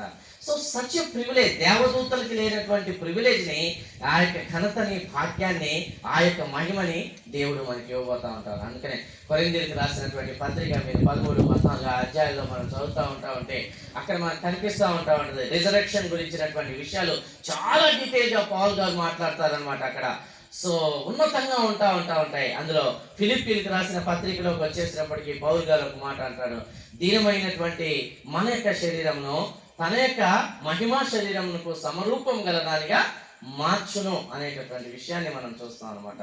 సో దీనమైన మన శరీరము, పాపంతో కూడినటువంటి ఈ శరీరాన్ని దేవుడు ఎలాంటి, యేసుక్రీస్తు ప్రభు ఎలాంటి మహిమా దేహంతో లేచాడో అలాంటి మహిమా దేహానికి సమరూపం గలదానిగా మనల్ని చేయబోతా ఉన్నాడు. What a great privilege it is. నా ప్రియ సహోదరులారా, అనేకులను ఎవరైతే ప్రభావితం చేస్తారో, అనేకులను శిష్యులుగా ఎవరైతే చేస్తారో, అనేకులను ఈ యొక్క సర్వెంట్ లీడర్షిప్ లోకి, స్పిరిచువల్ లీడర్షిప్ లోకి, ఆత్మీయ నాయకత్వంలోకి వచ్చి అనేకులను ప్రభు చెంతకు నడిపించినటువంటి వారు ఎవరైతే ఉంటారో వాళ్ళు ఆకాశమందు జ్యోతుల వలె ప్రకాశిస్తారనేటటువంటి విషయాన్ని మనం చూస్తూ ఉన్నాం. ఏమండి ప్రియులారా, ఇలాంటి భాగ్యం ఇక్కడ ఉన్నటువంటి కొద్ది మందికి మనం ఉన్నాం. ఓకే, తిప్పి కొడితే మనం ఇక్కడ ఒక 40 మంది ఉంటామేమో, 40-50 మెంబర్స్ ఉన్నాం. బయట ఎంత జనాభా ఉన్నారు? ఈ గ్రామంలో ఎంతమంది జనాభా ఉన్నారు? ఓకే, ఈ గ్రామాన్నే చూసుకుంటే ఈ గ్రామంలో ఎంతమంది జనాభా ఉన్నారు? ఈ గ్రూప్ ఆఫ్ పీపుల్లో నుంచి God had chosen every one of us. చదువులు, డిగ్రీలు సంబంధం లేదు, కులము లెక్క సంబంధం లేదు, హోదాలు, డబ్బుల స్టేటస్లు సంబంధం లేదు, చదువుకోనివాడా అనేటటువంటి దేవునికి సంబంధం లేని విషయం అది. Okay, but God has called us with a great purpose. దేవుడు ఉన్నతమైనటువంటి ఉద్దేశాలతో మనల్ని పిలిచాడనేటటువంటి ప్రాథమికమైనటువంటి సత్యాన్ని మనం అర్థం చేసుకోవాల్సిన వాళ్ళమై ఉన్నాం నా ప్రియులారా. సో ఆయన మధ్యాకాశంలోకి వస్తాడు, ఎత్తబడుతుంది. 7 ఏళ్ల విందు జరగబోతూ ఉంటుంది. గ్రేటర్ ప్రివిలేజ్లోకి మనల్ని తీసుకెళ్ళబోతూ ఉన్నాడు. తర్వాత ఆయన భూమి మీద ఆ యొక్క ఇజ్రాయెల్తో జరిగినటువంటి ఆ యొక్క శాంతి అగ్రిమెంట్లో ఎగనెస్ట్గా నిలబడినటువంటి దేశం మీదకి వచ్చినప్పుడు ఆయన ఒలివ కొండ మీద కాలు మోపేటటువంటి అద్భుతమైనటువంటి సన్నివేశాన్ని ప్రజలు చూడబోతూ ఉన్నారు. సెకండ్ కమింగ్ అనేటటువంటి 2 స్టేజెస్లో ఉంటుంది. ఆయన మొదటిసారి మధ్యాకాశంలోకి వస్తాడు, సంఘం ఎత్తబడుతుంది. రెండవసారి ఆయన పాదంలో నేల మీద ఒలివ కొండ మీద మోపుతాడు, అక్కడ పెద్ద యుద్ధం జరగబోతూ ఉంటుంది. సో అట్లాంటి తర్వాత 7 పరిపాలన గురించినటువంటి సంగతులు మనం చూసినప్పుడు the greater privilege to the believers God is going to. 1000 ఏళ్ల పరిపాలనలో మనం ఆయనతో కూడా ఏలేటటువంటి భాగ్యం ఎంత ఉన్నతంగా ఉందో మన ఊహకు అందంది అది నా ప్రియులారా. ఆయనతో కూడా మనం ఏలుదుము అనేటటువంటి విషయాన్ని మనం చూస్తాం అన్నమాట. సచ్ గ్రేటర్ ప్రివిలేజెస్ దేవుడు మనకి ఇచ్చాడు. ఇలాంటి ఘనతని దేవుడు మన కోసం సిద్ధం చేశాడు.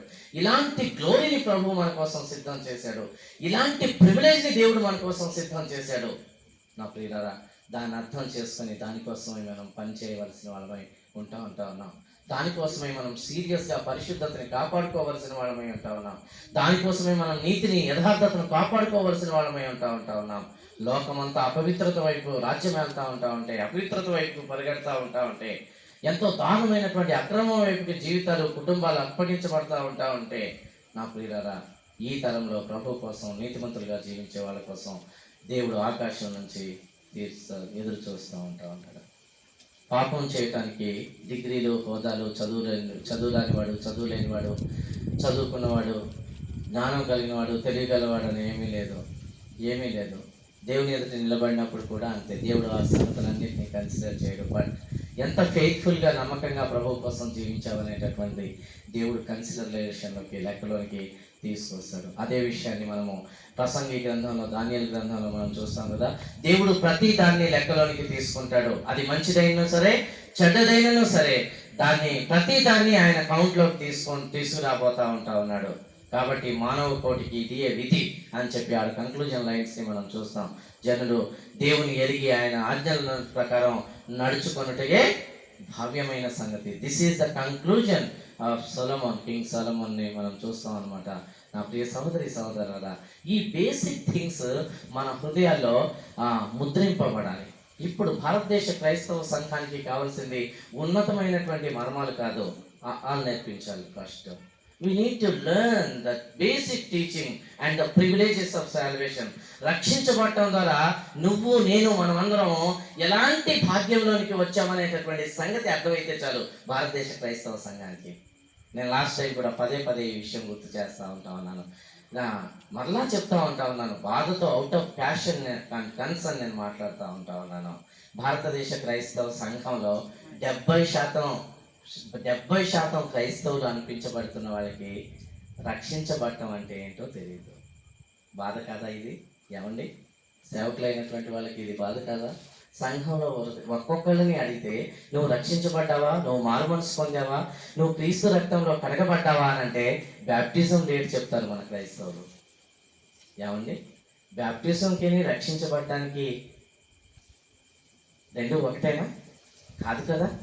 చాలా మంది ఎంత దౌర్భాగ్యం అని అంటే 20-30 సంవత్సరాల నుంచి సంఘానికి వెళ్తున్నటువంటి క్రైస్తవులు ఎప్పుడు మారు మనసు పొందేవారంటే బ్యాప్టిజం డేట్ చెప్తారు. బ్యాప్టిజం డేట్ నువ్వు రక్షించబడలేదు, నువ్వు రక్షించబడ్డావు అంతకుముందు కాబట్టి బాప్టిజం తీసుకున్నావు.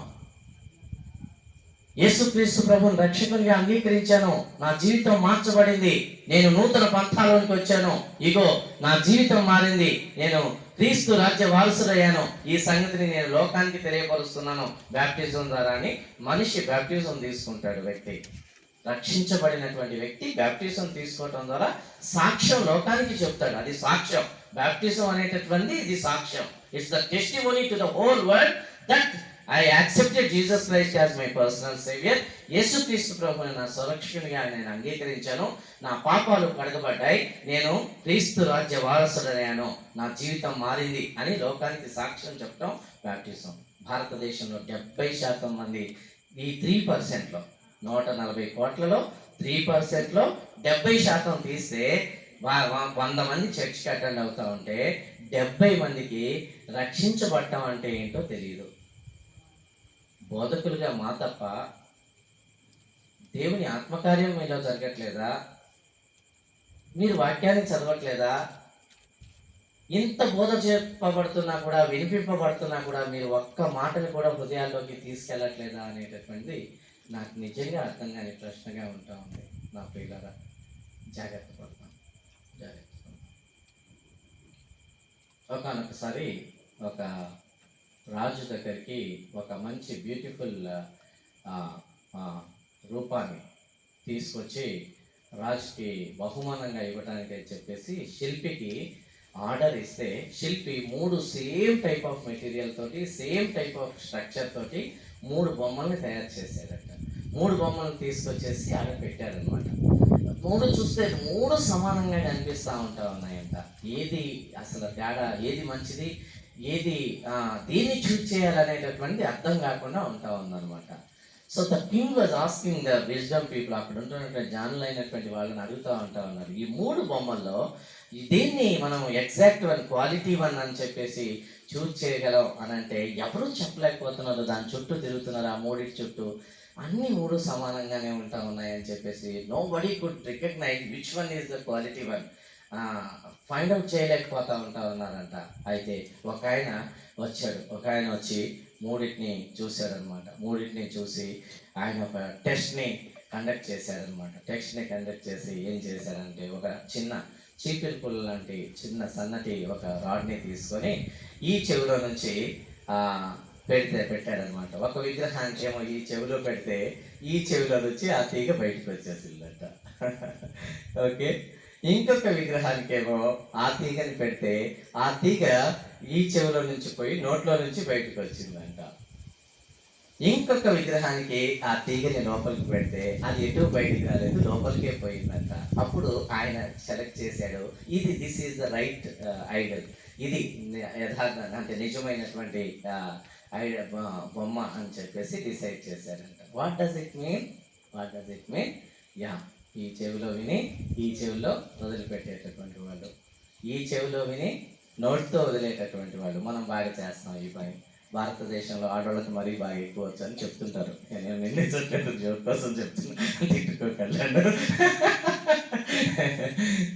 మూడవది ఏంటి అని అంటే, ఎవరైతే విని లోపల దాచిపెట్టుకొని దాని ప్రకారం నడుచుకునేవాళ్ళు. అదే దేవుని వాక్యం చెప్పినటువంటి ఉపమానం కూడా మనం అర్థం చేసుకునేటటువంటి ఉపమానం.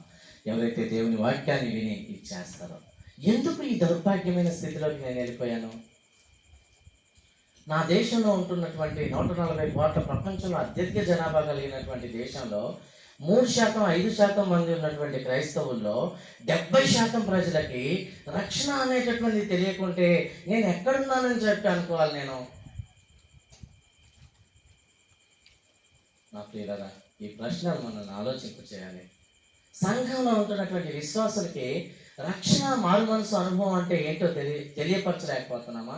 రక్షణలో ఇమిడి ఉన్నటువంటి ప్రివిలేజెస్ ఏంటి, ధన్యతలు ఏంటి, రక్షణలో ఇమిడి ఉన్నటువంటి పిలుపు ఏంటి, రక్షణలో ఇమిడి ఉన్నటువంటి రక్షణ కార్యంలో ఇమిడి ఉన్నటువంటి దేవుని యొక్క ప్రివిలేజెస్ ఏంటి, రక్షణ కార్యంలో ఇమిడి ఉన్నటువంటి ఘనత ఏంటి, మహిమ ఏంటి, దేవుడు ఇవ్వబోయేటటువంటి ఆధిక్యత ఏంటి అర్థం చేసుకోలేనటువంటి స్థితిలో ఉండిపోయామనంటే ఎక్కడున్నాం మనం ఆలోచన చేసుకోవాలి.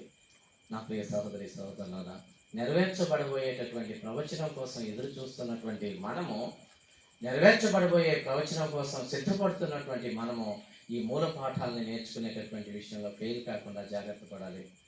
అదే పౌలు గారు మాట్లాడుతూ చాలా ప్యాషన్తో మాట్లాడతాడు కదా, కొరింథీయులకు రాసినటువంటి పత్రికలో అనుకుంటాను. మీకు సమయమును బట్టి చూస్తే మీరు బోధకులుగా ఉండవలసిన వాళ్ళే ఉండగా మీకు మూల పాఠములను బోధించాల్సి వస్తూ ఉంటా ఉంది. What a pity situation it is. 10-20 సంవత్సరాల నుంచి చర్చికి వెళ్తున్నటువంటి ఒక వ్యక్తి రక్షణ మారుమనసు అంటే ఏంటో అర్థం చేసుకోలేని స్థితిలో ఉన్నాడు అని అంటే ఏంటి, ఎక్కడ పొరపాటు అవుతా ఉంటా ఉంది? We need to think in this way. That means నాకు అర్థమవుతున్న సంగతి ఏంటి అని అంటే, చదువు వచ్చినటువంటి మనం దేవుని వాక్యాన్ని చదవట్లేదు. నేను ఒక ఛాలెంజ్ని చాలా క్లియర్గా మీ ముందు ఉంచాలనుకున్నాను. ఈ 3 రోజులు నేను మాట్లాడినటువంటి సంగతుల్లో ప్రభు నాతో మాట్లాడినటువంటి ఈ యొక్క లెసన్స్లో నేను అర్థం చేసుకుంటున్నటువంటి సంగతిలో ఈ యొక్క కడవరి దినాల్లో మనము సత్యవాక్యాన్ని బలంగా చేత పట్టుకొని మనం నిలబడాల్సినటువంటి ఆవశ్యకత ఉంటుంది. That's the need of the hour. This is the urgency of the hour now. ఆగమాగమయ్యి పరేషాన్ అవుతున్నటువంటి తరంలో ఉరుకులు పరుగులు జీవిస్తున్నటువంటి ఉరుకులు పరుగులు అవుతున్నటువంటి జిందగీలో ప్రభు వాక్యాన్ని చదివేటటువంటి బిడ్డల కోసం దేవుడు ఎదుగుతూ ఉంటా ఉన్నాడు. దేవుని వాక్యాన్ని చేత పట్టుకొని హృదయాల్లో భద్రం చేసుకునేటటువంటి ప్రజల కోసం దేవుడు ఎదురు చూస్తూ ఉంటా ఉన్నాడు. అలాంటి విద్యార్థుల కోసం దేవుడు ఎదురు చూస్తూ ఉంటా ఉన్నాడు. అలాంటి సేవకుల కోసం దేవుడు ఎదురు చూస్తూ ఉంటా ఉన్నాడు. అలాంటి విశ్వాసులు దేవుని బిడ్డలు నాయకులుగా తర్ఫీదు చేయబడటానికి ఎదురు చూస్తూ ఉంటా ఉన్నాడు. కాబట్టి ప్రియులారా, ప్రభు వాక్యాన్ని జాగ్రత్తగా నేర్చుకోవటానికి మనము ప్రయత్నం చేద్దాం, ముందుకు వెళ్ళటానికి ట్రై చేద్దాం. రైట్. సో దేవుని యొక్క 1000 ఏళ్ల పరిపాలనలో అలాంటి ఘనత చోటు చేసుకోబోతా ఉంటా ఉంది. ఆయనే భూమి మీద రాజై ఏలేటటువంటి ఆ బృహత్తరమైనటువంటి ఆ రాజ్యం ఎంత గొప్పదిగానో ఉన్నతంగానో ఉంటా ఉంటుంది. దేవుని వాక్యంలో మనం ప్రవచనాల్లో చూస్తూ ఉంటా ఉన్నాం. జనులు కత్తులను నాగటి నక్కులుగా మారుస్తారని చెప్పేసి, తర్వాత దూడ సింహము కలిసి నడుస్తూ ఉంటా ఉంటే బాలుడు వాటిని తోలుకొని పోతారని చెప్పేసి, చిన్న పిల్లలు ఆ యొక్క పుట్ట దగ్గర నాగుపాముతో వాళ్ళు ఆడుకుంటారని చెప్పేసి, the peace, the utterly the established పీస్ని మనము హోల్ వరల్డ్లో చూడబోతా ఉంటాం. What a kingdom it is. అందులో నువ్వు నేను పాత్రలంగా ఉంటా ఉన్నాం. మనం కూడా ఆ యొక్క ఏలేటటువంటి అధికారంలో మనం ఉండిపోతూ ఉంటా ఉన్నాం. What a privilege it is. ఎంత గొప్ప ఘనత దేవుడు మనకి ఇవ్వబోతూ ఉంటా ఉన్నాడు. ధవళ సింహాసనం తీర్పు ముందు నిలబడినప్పుడు ప్రజలు, నేను 2 సంగతులు ప్రకటన గ్రంథం మొత్తం చూస్తూ ఉంటా ఉంటే 2 మేజర్ కాన్సెప్ట్స్ కనిపిస్తూ ఉంటాయి. ఒకటి, విశ్వాసులైన క్రీస్తు రక్తంలో కడగబడినటువంటి వ్యక్తులు, ప్రభు సేవ కోసం వాళ్ళ సమస్తాన్ని త్యాగం చేసినటువంటి వ్యక్తులు. ఈ 2 కేటగిరీస్ కనిపిస్తూ ఉంటాయి. క్రీస్తు రక్తంలో కడగబడినటువంటి వారు ప్రభు కోసం నమ్మకంగా, పరిశుద్ధంగా, యథార్థంగా జీవించాలనే సీరియస్ కాన్షియస్నెస్లో జీవించినటువంటి వ్యక్తులు. రెండవ గుంపు ప్రభు సేవ కోసం త్యాగం చేసి, ప్రాణత్యాగం చేసి, హతసాక్షులుగా చేయబడటానికి కూడా తెగించినటువంటి వాళ్ళు. ఈ 2 కేటగిరీస్ని బేస్ చేసుకుంటూ ద హోల్ రెవల్యూషన్ బుక్ అంటే ప్రకటన గ్రంథం మొత్తం రచించబడతా ఉంటుంది అనమాట. ఈ 2 గ్రూప్ ఆఫ్ పీపుల్కి దేవుడు ఇవ్వబోయేటటువంటి ప్రివిలేజ్. నా ప్రియులారా, మనకి ఈ సంగతులు అర్థమవ్వాలి. మనకు అర్థమవ్వాలి. ఎలా అర్థమవుతాయి అనుకుంటున్నారు మీరు? ఎలా అర్థమవుతాయి అనుకుంటున్నారు? ప్రసంగాలు చెప్తే మనం కూడా ఎక్కట్లేదు, ఒక్కదాన్ని లోపలికి తీసుకోవట్లేదు కదా. వింటున్నాం, పోతున్నాం, మళ్ళీ ఆదివారం వస్తున్నాం, పోతున్నాం. ఇట్లా సంవత్సరాలు అయిపోతూ ఉంటా ఉన్నాయి. సంవత్సరాలు అయిపోతూనే ఉన్నాయి. దినములు పరుగున తరిగిపోతూనే ఉన్నాయి. We should step up.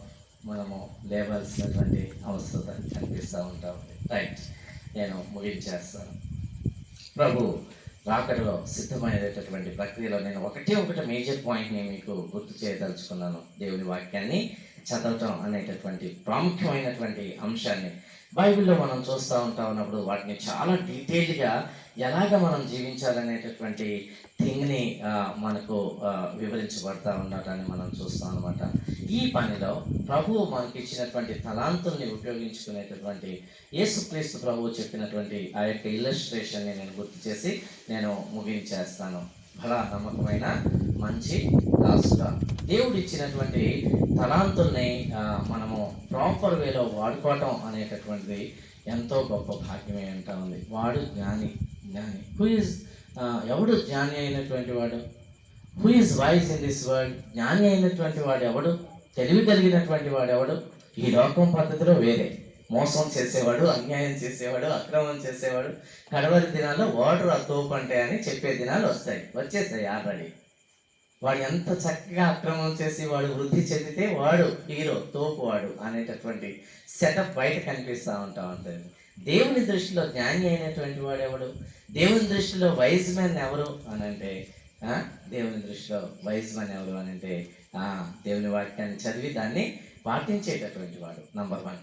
రెండవది, దేవుడు ఇచ్చినటువంటి రిసోర్సెస్ని, తలాంతుల్ని చాలా జాగ్రత్తగా వైజ్గా వాడుకునేటటువంటి వాడు. ఏ కాన్సెప్ట్లో వాడతాడు? నేను దేవునికి లెక్క అప్పచెప్పవలసిన వాడనై ఉన్నాను. దేవుడు నాకు ఇచ్చినటువంటి జీవితానికి సంబంధించి, దేవుడు నాకు ఇచ్చినటువంటి రిసోర్సెస్కి సంబంధించి, దేవుడు నాకు ఇచ్చినటువంటి విలువైన సమయానికి సంబంధించి, దేవుడు నాకు ఇచ్చినటువంటి విలువైన జీవితానికి సంబంధించి, దేవుడు నాకు ఇచ్చినటువంటి విలువైనటువంటి ప్రతి పైసా డబ్బుల గురించినటువంటి జవాబుదారితనం నేను కలిగి ఉన్నాను అనే కాన్సెప్ట్లో ఆయన పని చేస్తాడు. అలాగే చేశారు కదా ఆ ఒక దాసుడు, రెండవ దాసుడు, మూడవ దాసుడు ఏం చేశారు? అలాగే చేశారు కదా. నేను జవాబుదారితనం కలిగి ఉన్నాను అనేటటువంటి కాన్సెప్ట్ని అండర్స్టాండ్ చేసుకున్నటువంటి వాళ్ళు ఒకదాన్ని 2 చేశారు, 5ని 10 చేశారు. They multiplied it, they invested it. వాళ్ళు దేవుడు వాళ్ళకి ఇచ్చినటువంటి రిసోర్సెస్ని వాళ్ళు వాడుకున్నారు. భారతదేశ క్రైస్తవ సంఘంలో మనం చూసినప్పుడు చాలా బ్యూటిఫుల్ థింగ్ ఏంటో తెలుసా? ఇప్పటిదాకా నేను చాలా నెగిటివ్ థింగ్స్ మాట్లాడినట్టు మీకు అనిపించింది, కానీ భారతదేశంలో క్రైస్తవ విశ్వాసుల్లో 3%, 5% ఉంటున్నటువంటి క్రైస్తవ విశ్వాసులు మంచి తలాంతుల చేత ఆశీర్వదించబడినటువంటి వ్యక్తులు ఉంటారు. ఎస్, అవును. It's beauty of the Indian Christian church.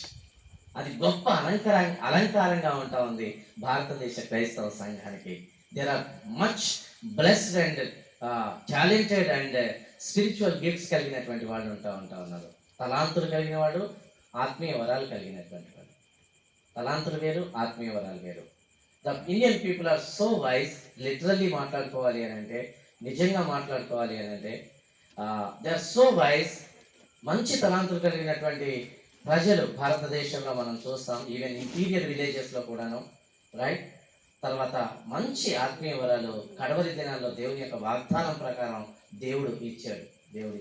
నేను లాస్ట్ టైం ఒక సన్నివేశం చెప్పాను కదా, అనాగరికులైనటువంటి వ్యక్తులు ఎలాంటి రియలైజేషన్లోకి వచ్చారనేటటువంటి సంగతిని నేను వెళ్ళినటువంటి మిషనరీ పరిచర్యలో ఒక సన్నివేశాన్ని మీకు గుర్తు చేస్తాను. మరలా మీరు మర్చిపోయి ఉంటారు, మరలా గుర్తు చేస్తాను.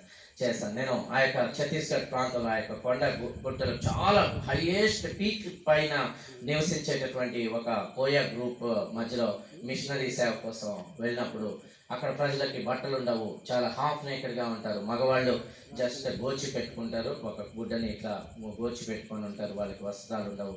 లేడీస్ జస్ట్ చిన్న చెడ్డీ లాంటి చిన్న నిక్కర్ని వేసుకొని ఉంటారు, అండ్ చిన్న టవల్ ఇలాగా కప్పుకుంటారు ఛాతీని. లైక్ దట్ పీపుల్ ఉంటాను. వాళ్ళ దగ్గరికి సువార్త చేరింది. ఆ అనాగరికమైనటువంటి జనాల దగ్గరికి సువార్త చెప్తే వాళ్ళు ఒక చిన్న గుడిసె పందిరి వేసుకొని అక్కడ ఆరాధనకి గ్యాదర్ అవుతూ ఉన్నారు. ఆ ఆరాధనలో మేము కూర్చున్నాం. ఆయన వాక్యం అయిపోయిన తర్వాత ఎవరైనా సాక్ష్యం చెప్తారా అని అంటే, ఆ గోచి పెట్టుకున్నటువంటి ఆ యొక్క హాఫ్ నేకెడ్, కంప్లీట్ నేకెడ్గా ఉన్నటువంటి, ఆల్మోస్ట్ నేకెడ్గా ఉంటున్నటువంటి ఒక దాదాపుగా 40-45 సంవత్సరాల వయసు ఉన్నటువంటి ఒక బ్రదర్ ముందుకు వచ్చాడు. ఆ గ్రూప్లో నుంచి ముందుకు వచ్చి సాక్ష్యం చెప్తా ఉన్నాడు. యేసుక్రీస్తు నెత్తుల్లో నా పాపాలు కడగబడ్డాయి, యేసుక్రీస్తు నన్ను రక్షించిండు, పరలోకానికి వెళ్తాననే నిశ్చయిత నాకుంది, నాకు పెళ్ళిడికి వచ్చిన అమ్మాయి ఉంది, విశ్వాసితోటే పెళ్లి చేస్తాను కానీ అవిశ్వాసితో చచ్చినా చేయను, ప్రార్థన చేయండి నా పాపకి బిలీవర్ అబ్బాయి దొరకాలని. These are the statement of a literate person. ఏమి నాగరికత అంటే ఏంటో తెలియనటువంటి, ఎప్పుడో మనం పుస్తకాల్లో చదివేటటువంటి ఆ కల్చరల్ బ్యాక్గ్రౌండ్లో అట్లాంటి సెటప్లో జీవిస్తున్నటువంటి ఒక వ్యక్తి ఇచ్చినటువంటి సాక్ష్యం అది. ఏమండి, అలాంటి వ్యక్తులకి సీరియస్నెస్ ఉంది ప్రభు కోసం జీవించాలని. విశ్వాసితో పెళ్లి చేసుకోవాలనేటటువంటి డాక్ట్రిన్ బైబిల్ యొక్క basic doctrine and law of God, దేవుని యొక్క సిద్ధాంతం. క్రీస్తు నెత్తుల్లో నా పాపం కడగబడ్డాయి, నేను రక్షించబడ్డాననే కాన్సెప్ట్ అంత గుట్ట మీద నీళ్లు లేకుండా, స్నానం లేకుండా, బట్టలు లేకుండా జీవించేటటువంటి వ్యక్తికి అర్థమైంది. హౌ అబౌట్ యూ అండ్ మీ? నీ సంగతి నా సంగతి ఏంటి? ఇట్లాంటి కల్చర్ మధ్యలో, ఇట్లాంటి టీవీలు, మొబైల్ ఫోన్స్లో ఇట్లాంటి సెటప్, ఇట్లాంటి బోధ, ఇట్లాంటి వాక్యము, ఇట్లాంటి చర్చ్ సంఘాలు, ఎంత రిసోర్సెస్ని దేవుడు మనకి ఇచ్చాడు, ఎన్ని ఫెసిలిటీస్ని దేవుడు మనకి ఇచ్చాడు. బయటికి వెళ్ళి చూడండి ఎంత దౌర్భాగ్యమైన స్థితుల్లో జోలకం ఉంటా ఉందో. ఆఫ్రికా, సోమాలియా అట్లాంటి ప్రాంతాలకి వెళ్తూ ఉంటా ఉంటే, మేము నెక్స్ట్ ట్రిప్లో అట్లాంటి కంట్రీస్కి వెళ్ళడానికి we're trying to visit those countries. ఆ యొక్క బురద మట్టితోటి రొట్టెలు చేసుకొని తిని బ్రతుకుతూ ఉంటా ఉన్నారు some of the people. Many of our friends, my Christian friends visited those places. నన్ను కూడా రమ్మని చెప్పి ఆహ్వానిస్తూ ఉంటా ఉన్నారు. If God willing I want to go. My dear friends, ఇంత నీడ్ కనిపిస్తూ ఉంటా ఉంది, ఇంత అవసరత కనిపిస్తూ ఉంటా ఉంది. నిన్ను నన్ను తీసుకొచ్చి పొలం పనులు నిలబెట్టి, విస్తారమైనటువంటి కోత కలిగినటువంటి పైరు పంటకు వచ్చినటువంటి చేను దగ్గర నిలబెట్టి, పోయేరా బాబు కొంచెమన్నానంటే సోమరిలాగా నేను పోయినని చెప్పి నిలబడేటటువంటి సిచ్యువేషన్స్లో ఈరోజు నువ్వు నేను ఉంటా ఉన్నావు. దారుణమైన సంగతి నా ప్రియులారా. ఆశీర్వాదాలు, రోగాల స్వస్థతలు, బాధలు, కష్టాలు ఇవి లైఫ్ లాంగ్ మనం క్యారీ చేయాల్సిందే. కష్టాలు లేని వాళ్ళు ఎవరు లేరు, ఇబ్బందులు లేని వాళ్ళు ఎవరు లేరు, బాధలు లేని వాళ్ళు ఎవరు లేరు. బ్రతికినంత కాలం వాటి కోసమే ప్రార్థన చేసి చచ్చిపోతామా? నేను పోయినసారి కూడా ఇదే విషయాన్ని మీకు గుర్తు చేశాను. మీ స్వస్థత కోసమే రోజంతా బ్రతకంతా ప్రార్థన చేసుకొని చచ్చిపోతారా? మీ ఆరోగ్యం కోసమే బ్రతకంతా ప్రార్థన చేసుకొని చచ్చిపోతారా? మీ ఆశీర్వాదం కోసమే బ్రతకంతా ప్రార్థన చేసుకొని చచ్చిపోతారా? How about God's work? దేవుని పని కోసం అనే సంగతి ఎవరు చేయాలి? ఎవరిని పిలుచుకున్నాడు దేవుడు? నిన్ను నన్ను దానికోసమే కదా పిలిచింది. ఈ రెండవ రాకడ సమీపమైనటువంటి దినాల్లో ఈ సంగతులు అర్థం చేసుకుంటున్నటువంటి మనం ప్రభు పని కోసం నాగరికత మన తలాంతుల్ని ప్రభు పని కోసం వెచ్చించడానికి ఇచ్చేద్దాం. చాలా ద్వారాలు మూయబడుతున్నట్టుగా కనిపిస్తున్నటువంటి ఈ కడవరి దినాల్లో ద బెస్ట్ వే ఏంటి అని అంటే పర్సనల్ ఇవాంజలిజం. వ్యక్తుల్ని మనం వ్యక్తిగతంగా రీచ్ అవ్వటం. ఇది ఉన్నతమైనటువంటి పని. కడవరి దినాల్లో దేవుని ఆత్మ నడిపింపులో చేసేటటువంటి పని. ప్రజలతో వ్యక్తిగతంగా మాట్లాడటం, పర్సనల్గా మాట్లాడటం. ఈ సభలు, సమావేశాలు బంద్. ఓకే, ఈ మహాసభలు, సువార్త కూడికలు బంద్. రేపటి దినాన ఇట్లాంటి ఫ్రీడమ్ మనం ఇలా మాట్లాడుకోవటానికి కూడా స్వతంత్రం లేకపోవచ్చు. రేపటి దినాల్లో ద బెస్ట్ వే బిలీవర్స్ చేయగలిగే పవర్ఫుల్ ఇదేంటి అని అంటే వ్యక్తిగతంగా స్వార్థను ప్రకటించడం. నేను లాస్ట్ టైం మీకు కోరి టెన్బోమ్ అనేటటువంటి ఒక అక్క గురించి చెప్పాను. ఎవరికైనా గుర్తుందా? కోరి టెన్బోమ్ మర్చిపోయింది. ఎస్, గుర్తుండవు ఇట్లాంటి విషయాలు. కోరి టెన్బోమ్ ముస్లింని ఇట్లా పీరియడ్లో క్రైస్తవ్యాన్ని అత్యంత దారుణంగా హింసిస్తున్నటువంటి దినాల్లో ఆమె కొంతమంది దేవుని బిడ్డలకి ఆశ్రయం ఇచ్చిందని చెప్పేసి తీసుకెళ్ళి జైల్లో వేసి అత్యంత దారుణమైనటువంటి జైలు, శ్రమ కలిగినటువంటి జైల్లో ఆమెని పెట్టేశారనమాట. ఆమెని వాళ్ళ సిస్టర్ని ఇద్దరిని కూడా వీళ్ళు దేవుని బిడ్డలకి ఆశ్రయం ఇచ్చారని చెప్పేసి పుస్తకం దొరుకుతుంది. మీరు లైబ్రరీ కోసం కొనే దాంట్లో కోరి టెన్బోమ్ బుక్ జస్ట్ 30 రూపాయలు. చాలా మంచి చరిత్ర. సో పెట్టేశారు. ఎంతో కీచకమైనటువంటి రీతిలో ఆ యొక్క జర్మనీ సైనికులు ఆ యొక్క లేడీస్ని హింసించేటటువంటి వాళ్ళు. ఆమె వెళ్తూ తనతో పాటుగా బైబిల్ని తీసుకెళ్ళింది, కానీ అక్కడ క్యారీ చేసేటటువంటి సిచ్యువేషన్స్ లేవు. అది ఉందని తెలిస్తే నిర్దాక్షిణ్యంగా నెక్స్ట్ మినిట్ చంపి పడేస్తారు, ప్రాణం ఉండదు. ఇక అట్లాంటి సిచ్యువేషన్స్ మధ్యలో ఆమె బైబిల్ని తీసుకెళ్ళింది, న్యూ టెస్టిమెంట్ని. అది కూడా దాచిపెట్టుకోలేని ఆ యొక్క పైశాచికత్వంలో సాయంత్రం వేళలో ఆ యొక్క ఆర్మీ చీఫ్, ఆర్మీ అధికారులందరూ ఇలాగ కుర్చీలో కూర్చుంటే ఈ ఈ జైల్లో పెట్టబడినటువంటి స్త్రీలని నగ్నంగా బట్టలు ఉక్కదీసి వాళ్ళ ముందు ఇలాగ నడుచుకుంటూ పోతుంటే ఆ పైశాచికత్వాలకు ఆనందాన్ని పొందుకునేటటువంటి ఆర్మీ అధికారులు వాళ్ళని చూసి అలాగ సంతోషించేటటువంటి రీతిలో హింసించేటటువంటి దినాలు ఉంటా ఉంటే వాళ్ళని ఆ యొక్క తరలించే క్రమంలో ఆమె యోహాను సువార్తని చింపేసి బైబిల్లో నుంచి ఆమె ఇట్లా చంకలో పెట్టుకొని నగ్నంగా ఇలాగ నడుచుకుంటూ వాళ్ళ ముందు నుంచి పోయి ఆ యొక్క కాపీని తన దగ్గర దాచిపెట్టుకుంది. లేటర్ షీ కుడ్ షేర్ ఆ యొక్క నెక్స్ట్ జైల్లో, ఆమెను పెట్టినటువంటి జైల్లో చాలామందిని దేవుని వాక్యం చేత ప్రభావితం చేసింది. దేవుడు ఆశ్చర్యకరంగా ఆమెని లాస్ట్ డేస్లో after 10-15 years of jail life బయటికి తీసుకొచ్చాడు. She came to India also, visited for Christ.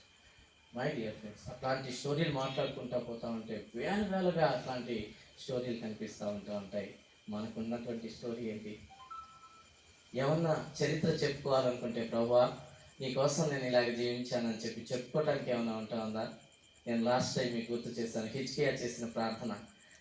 యెషయా వెళ్ళి హిజ్కియా దగ్గరికి వెళ్ళి నువ్వు చనిపోబోతా ఉన్నావు, నీ ఇల్లు చక్కదిద్దుకో అని చెప్తే ఆయన మరణ పడక మీద ఉన్నటువంటి వ్యక్తి గోడ వైపు తన తల తిప్పుకొని చేసినటువంటి అద్భుతమైనటువంటి ప్రార్థన మనల్ని కదిలించాలి. ఏమని ప్రార్థన చేశాడు?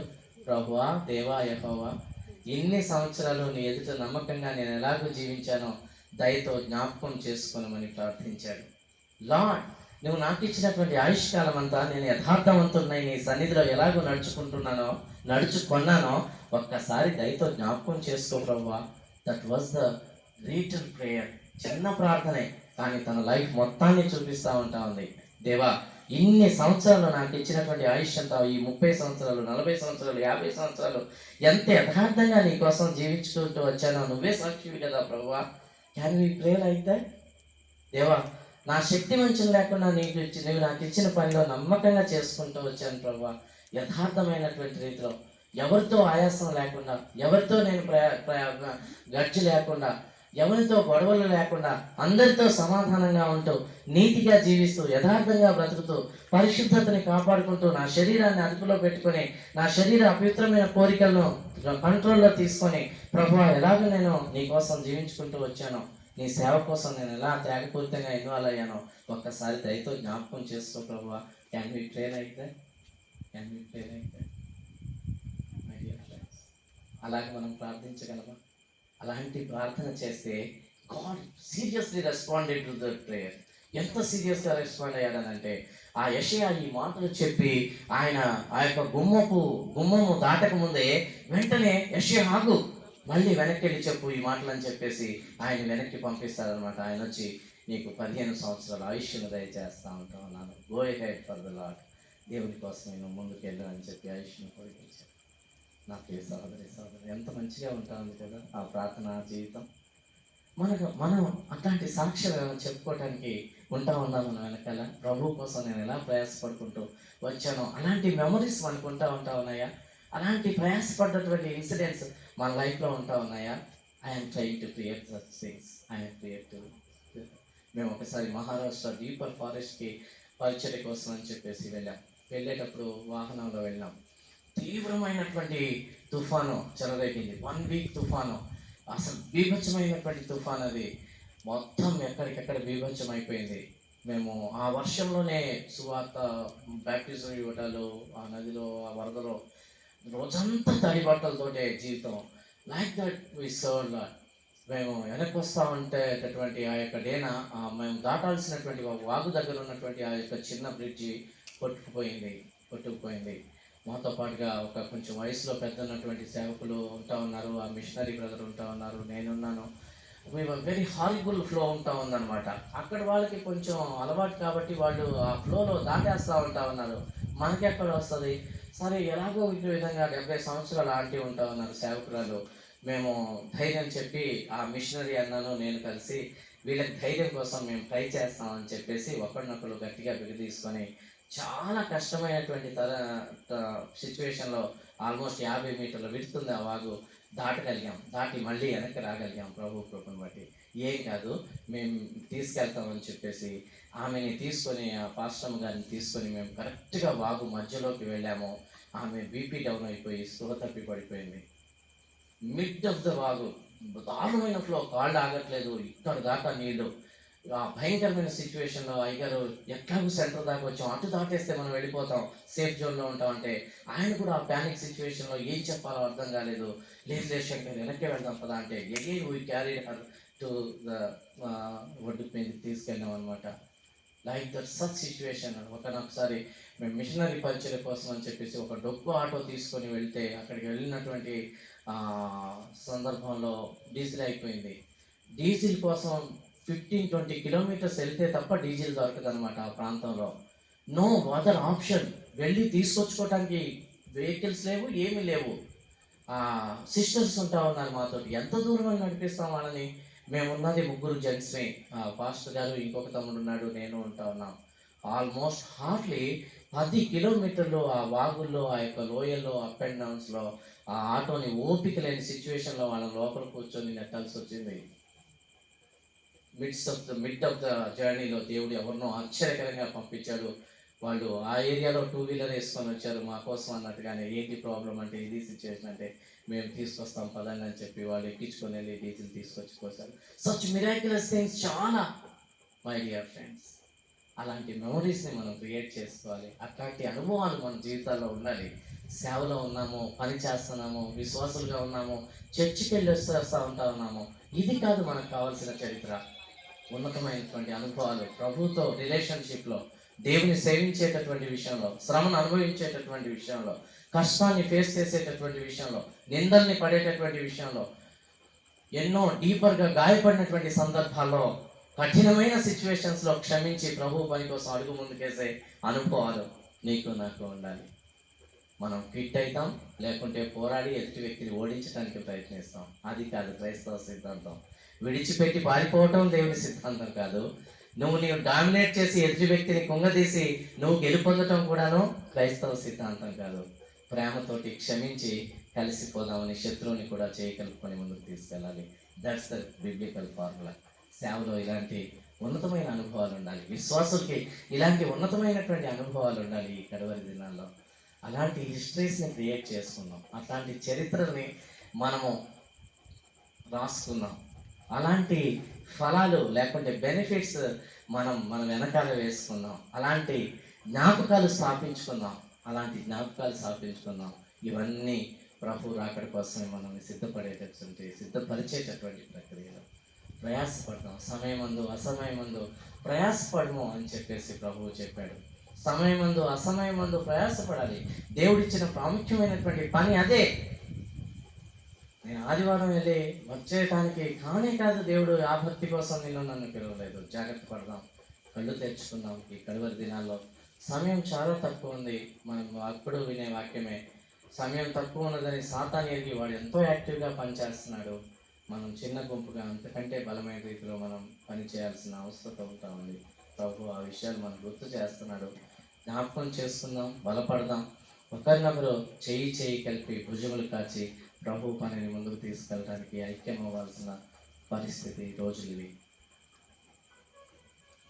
చేయి కలిపి భుజములు కాచి మనము నిలబడాల్సినటువంటి రోజులు ఇవి. ఐక్యమత్యంలోనికి వద్దాం, ప్రేమలోనికి వద్దాం. ప్రభు పని కోసం నోరు తెరుద్దాం, వంగుదాం, పని చేద్దాం, నిలబడదాం.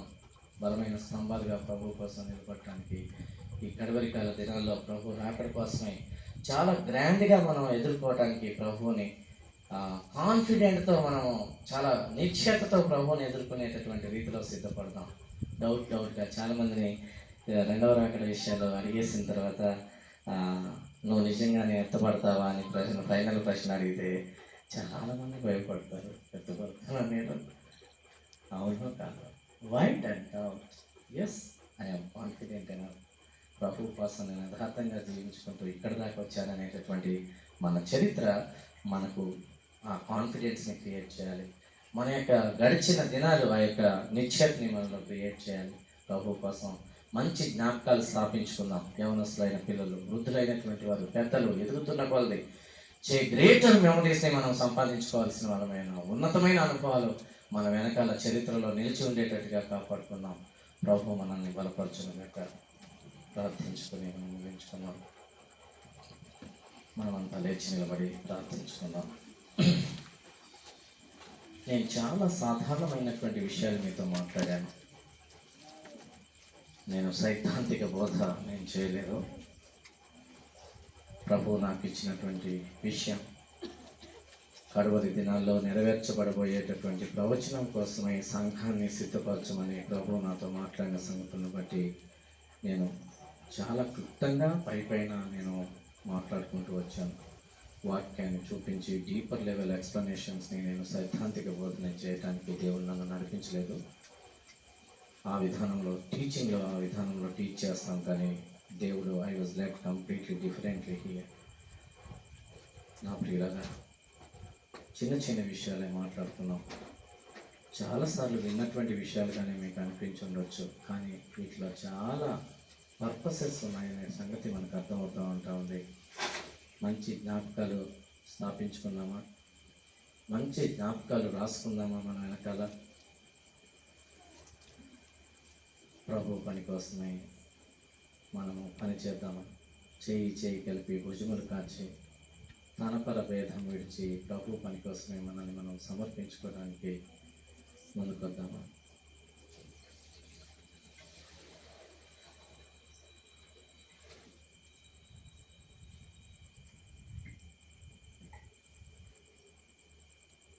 ప్రార్థన చేసుకున్నాం, వ్యక్తిగతంగా ప్రతిస్పందిద్దాం.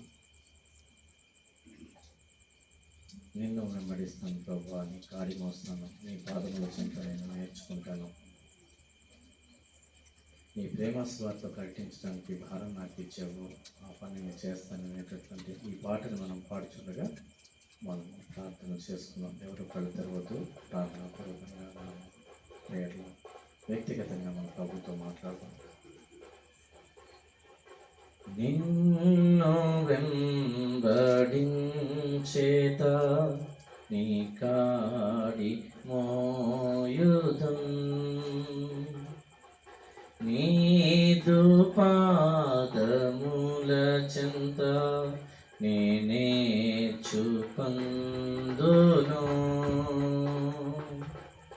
నిన్ను వెంబడించేదా నీ కాడి మోయుదున్,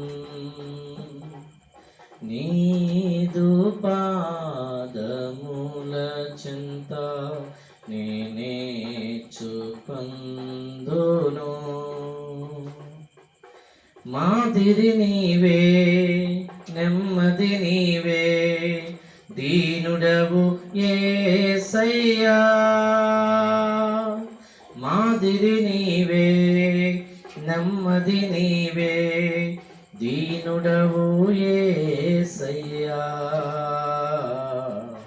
నిన్ను వెంబడించేదా నీ కాడి మోయుదున్, నీదు పాదముల చెంత నేర్చుకొందును.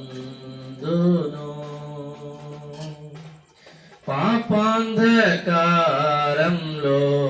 నుండి రక్షించి వెలిగించితివి, పాపాంధకారంలో నుండి రక్షించి వెలిగించితివి. పరిశుద్ధమైన పిలుపుతో, పరిశుద్ధమైన పిలుపుతో నీ వెంబడి రమ్మంటివి, నీ వెంబడి రమ్మంటివి. నిన్ను వెంబడించేదా నీ కాడి మోయుదున్, నీదు పాదముల చెంత నేర్చుకొందును. ప్రేమ సువార్త ప్రకటింప మోపితివి, ప్రేమ సువార్త ప్రకటింప భారంబు మోపితివి, సత్యవాక్యంబు చాటగా సత్యవాక్యంబు చాటగా పంపుము నా ప్రభువా, పంపుము నా ప్రభువా, నిన్ను వెంబడించేదా నీ కాడి మోయుదున్, నీదు పాదముల చెంత నేనేచుకందును.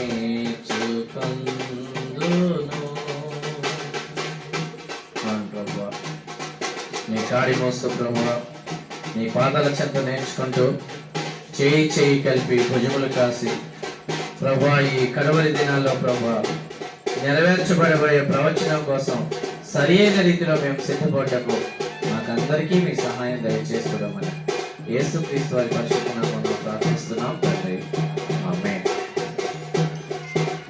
దయచేసి కూర్చున్నాం.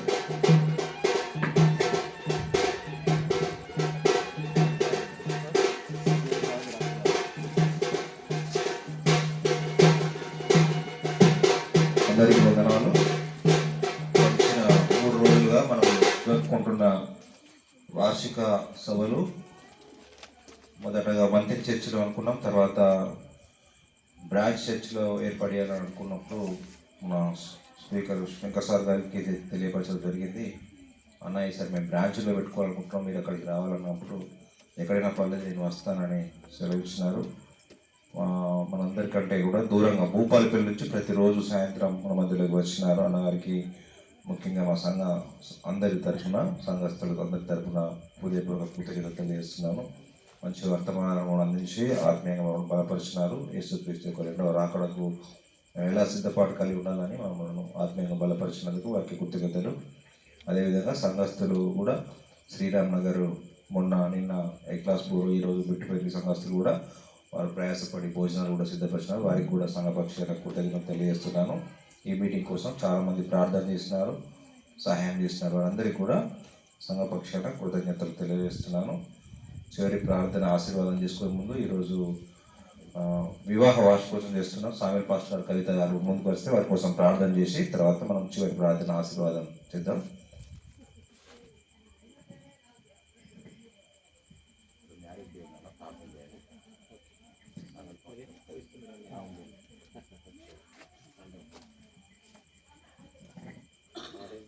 ఫ్యామిలీ కాన్ఫరెన్స్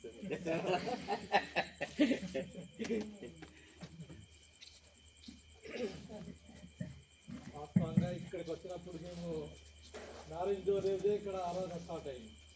విగ్లాస్పూర్లో 2008లో మా మ్యారేజ్ డే రోజు స్టార్ట్ అయింది. ఇది 3వ రోజు. ఎన్ని సంవత్సరాలు అయిందన్నా? 32 years of married life. Oh, praise God. పిల్లలు ఇద్దరు. ఓకే, ఏం చేస్తున్నారు వాళ్ళు? హైదరాబాద్లో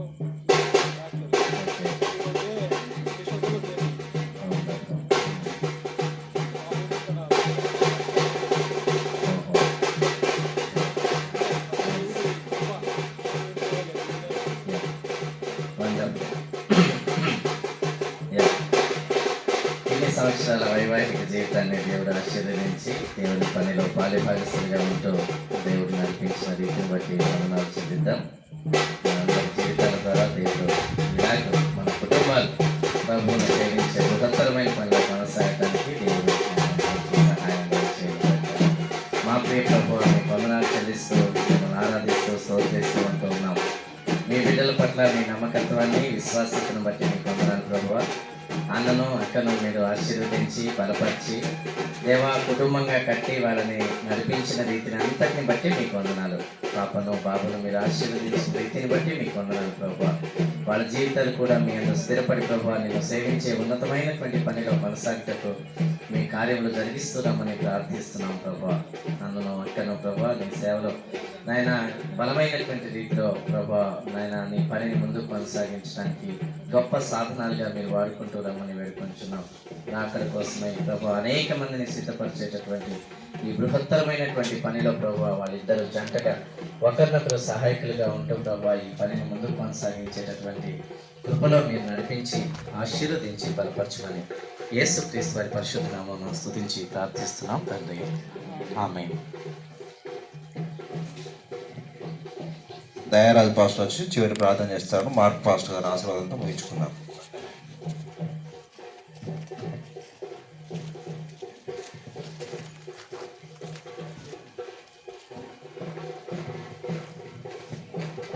స్తోత్రం ప్రభువా, మహోన్నతుడా నీకు వందనాలు తండ్రి. మీ దాసుల ద్వారా ముఖ్యంగా నాతో మా అందరితో మాట్లాడినందుకు వందనాలు. విన్న వాక్యం మా హృదయాల్లో ఫలింపచేయండి.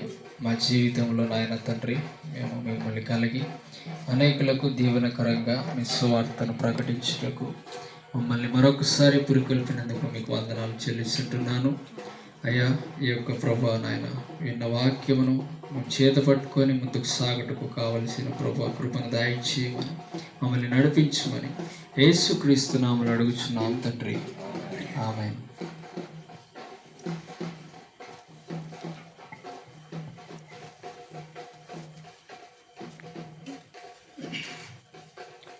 మన తండ్రి అయిన ప్రేమయు